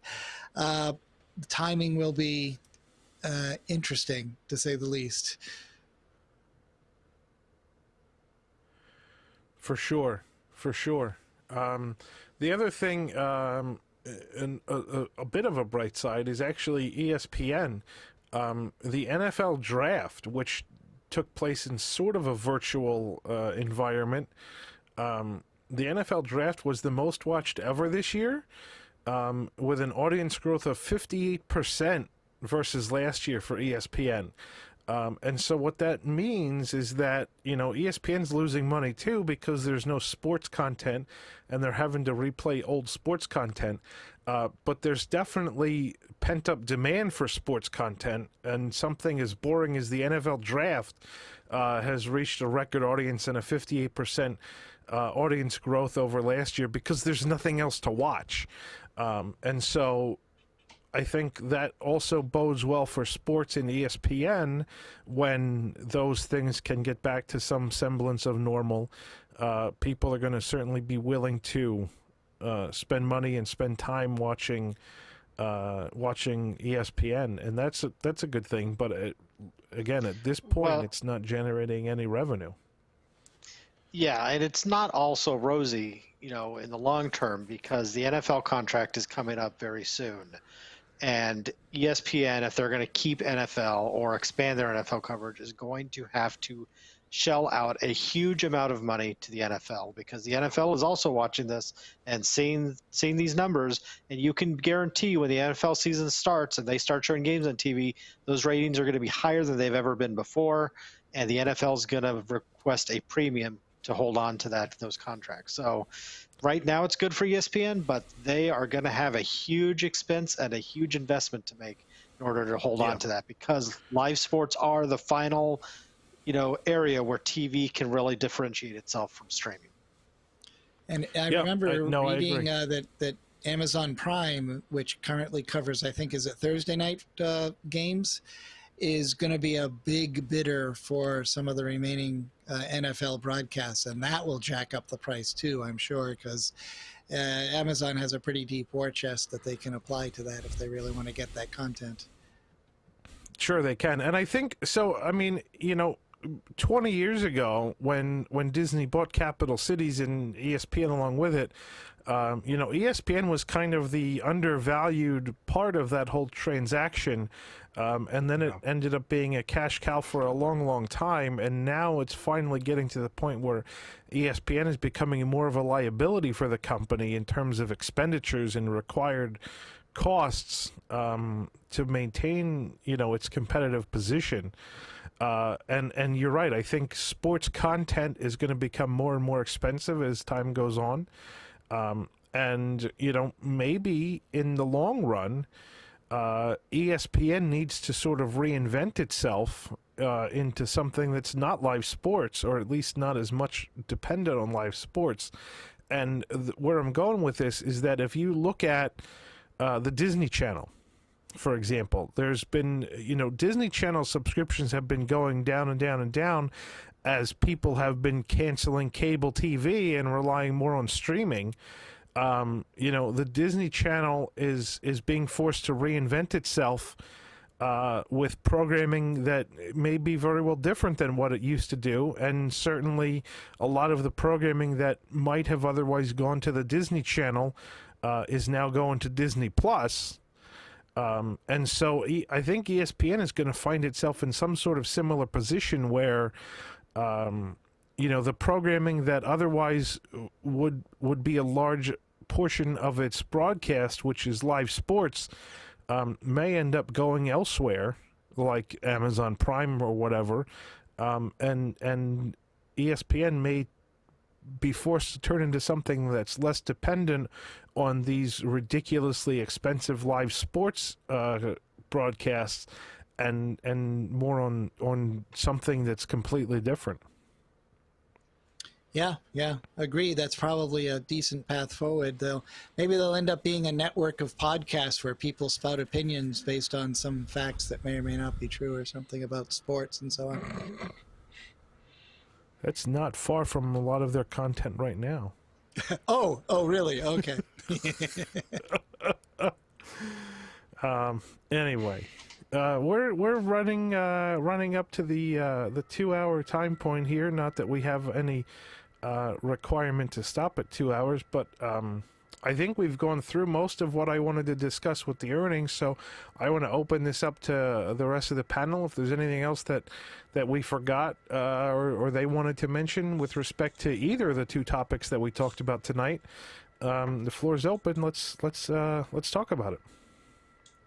Are we going to talk about Disney Springs at all?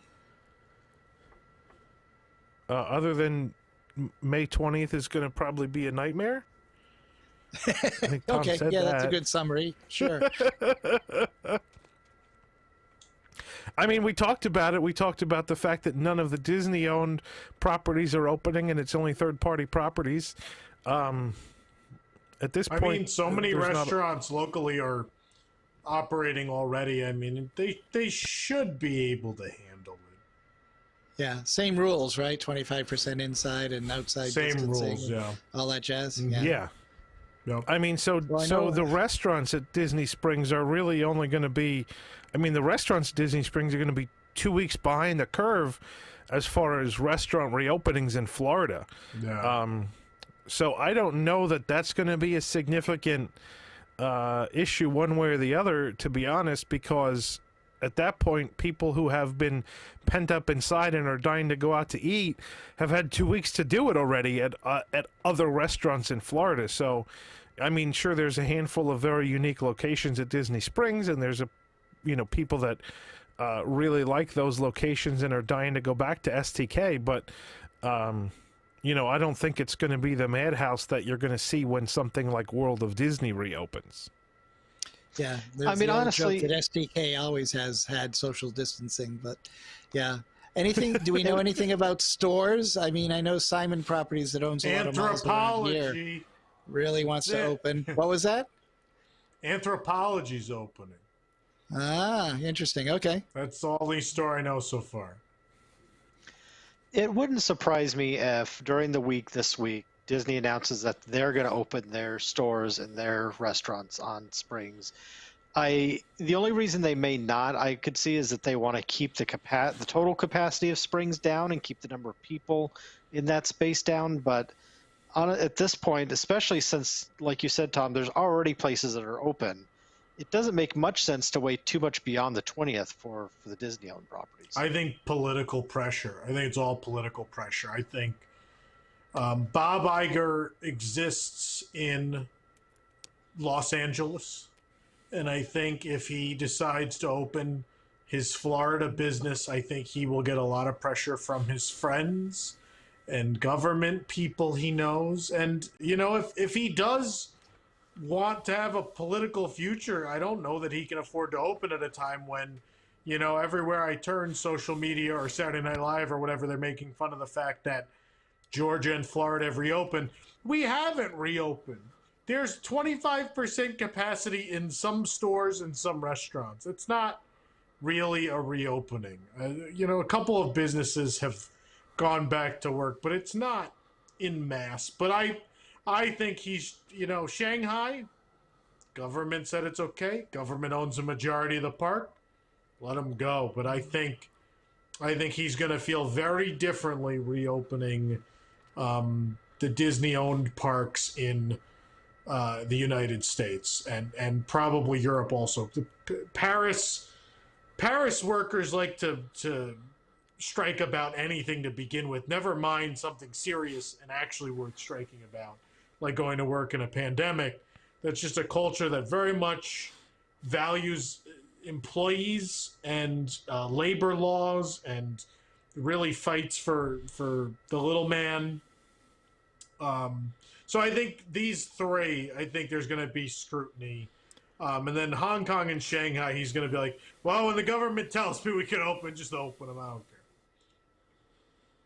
So you're saying that Iger is going to face some pressure from friends in California if Florida reopens before Disneyland? I think public pressure based on the fact that, I mean, Hollywood, California, and most of California is very liberal. And they're an entertainment company, which typically, again, very liberal. This is a company that took a stance, these family groups keep pressuring them, but much to their credit in social situations, the company's been like, no, we're not, we're going to have LBGT, characters and all these things. But they still live in that realm. And the fact is that everyone in the state of California and most of the country is still very much like, how could places reopen? How are they doing this? They're going to get us all killed. And so I think they're going to bow to that pressure. I think they are opening Disney Springs because their third-party contractors are telling them, like, if we don't reopen soon, we're not going to exist. And if if Disney reopens a couple months down the road and half of Disney Springs is out of business, I think that's real bad for them. I don't think that's good. So they're like, well, we don't own them. Let them reopen. We have security on property anyway. Security can help handle social distancing and whatever other measures we need for the area to operate, but we don't personally need to operate anything. So do you think the same is true with Downtown Disney in Anaheim? I don't know. Disneyland's going to be months after Florida, regardless of anything, but I don't think he budges on a U.S. park until there is no political pressure, until the coast is clear and most of the country's operations make him feel like it's now safe for us to do it. He knows, you can get away with Shanghai and Hong Kong. It doesn't matter. It's a whole different world. It's a world away. You can reopen those and some of your business is back. I mean, Hong Kong, there's no real rush because they were hemorrhaging money before this anyway. But Shanghai makes money. And so I'm sure they're very happy within the company that there is some revenue stream back in parks, resorts, and experiences that isn't Shop Disney. But yeah, I think for appearance's sake, they're not going to rush anything in the U.S. But you think Florida's still going to open before California, all that being said? I do think so. I think just because the government will allow it. I think enough other states will be open for business at that point. I think California will be one of the last 3 or 4 states to reopen. I think New York and California will be the last 2, in fact. I think. New York, maybe rightfully so. California, maybe less so. I mean, New York was certainly worse, I think. But yeah, I think Florida reopened first, but I think he's still going to wait until there isn't huge public scrutiny against a state before he decides, okay, because everywhere you turn, everyone's mad about the Georgia reopening. So I don't think they want to deal with that.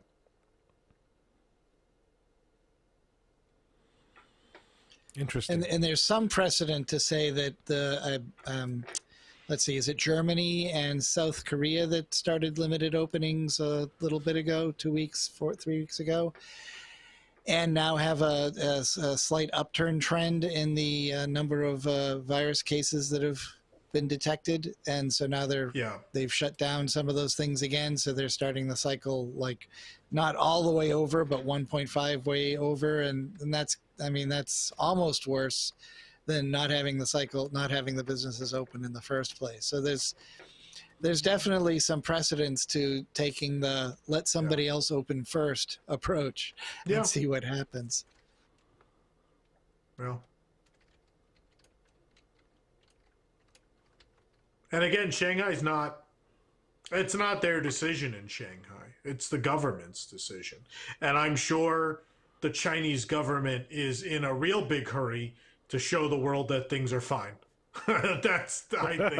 I don't want to get too much into politics. I don't know how our audience feels about communism, but well, certainly no one is going to catch. When the whole world's mad at you already. Maybe you want to be like, oh, it's okay, we're fine, so you'll get there. It's all right. No one is going to catch coronavirus at Shanghai Disney, because if they do, they're going to disappear. Maybe. Who knows? I mean, it's a communist government. It's a very different way of life. I've said my part on the Shanghai thing a million times. The Walt Disney Company is a very patriotic American company. I don't agree with them operating in a communist country. I don't think it's counterproductive, when you operate a park in Hong Kong and Shanghai. One of those is hurting the other. So maybe you want to do something about that. I don't know. Clearly, yep. David, were you going to say something? It almost feels like going backwards now. I just wanted to make a real brief comment. We talked about the CapEx spending in the earnings report and how that was going to be reduced. I think we've already gone through that a lot. There are some concerns there. I'm more concerned about where it's going to come out of OpEx. And, we've already seen so many cuts in that area under the current management. I'm just not sure what else they can cut that's not going to be detrimental to the parks. That's my biggest concern. Well, I mean, not only that, but if they are going to require all of these additional sanitation procedures and cast members to sort of police the queues and this and that kind of thing, I mean, those are all operational expenses that haven't been accounted for. So, not only is OpEx, going to already been cut, and where it's going to be cut more, I don't know. But then there's all these other OpEx expenses that are going to be new expenses that have to be put into place just to, maintain sanitation. So, the government puts standards into place that things need to be sanitized, and at the present, Disney doesn't have the capability to do that, just because they simply don't have enough cast members to do it. So yeah, OpEx is a really great point. In terms of where funds are going to come for these new operational expenses, and especially since OpEx has been cut really drastically over the past couple of years anyway.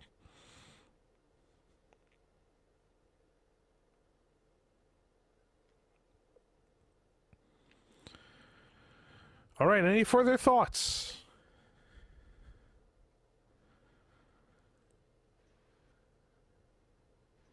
No one.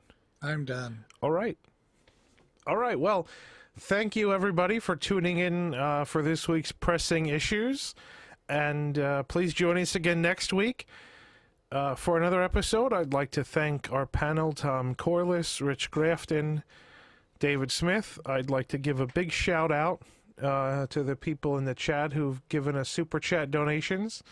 And a big shout out to Kevin Lake, who's running the tech for our show tonight. And hope you enjoyed this episode. If you enjoyed the episode, please send an email to tom@wdwnt.com and tell him how great the show is. If you didn't enjoy the episode, then send me an email, jason@wdwnt.com. Don't tell Tom. I don't even know what to say at this point. If you enjoyed Tom as a panelist on the show, please let us know. Or if you didn't enjoy Tom as a panelist on the show and want to have Marcy back next week, please let us know. All of your feedback is read and taken into account. You can email me at jason@wdwnt.com. You can email us tom@wdwnt.com. You can email us anonymously at wdwnewstoday@gmail.com. Whatever you want to do, let us know. We're absolutely interested in hearing your feedback on the show. If you liked it, please tell your friends.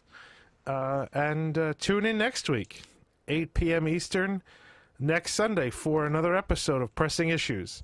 Good night, everybody. Good night, everybody. Bye-bye. This hat now.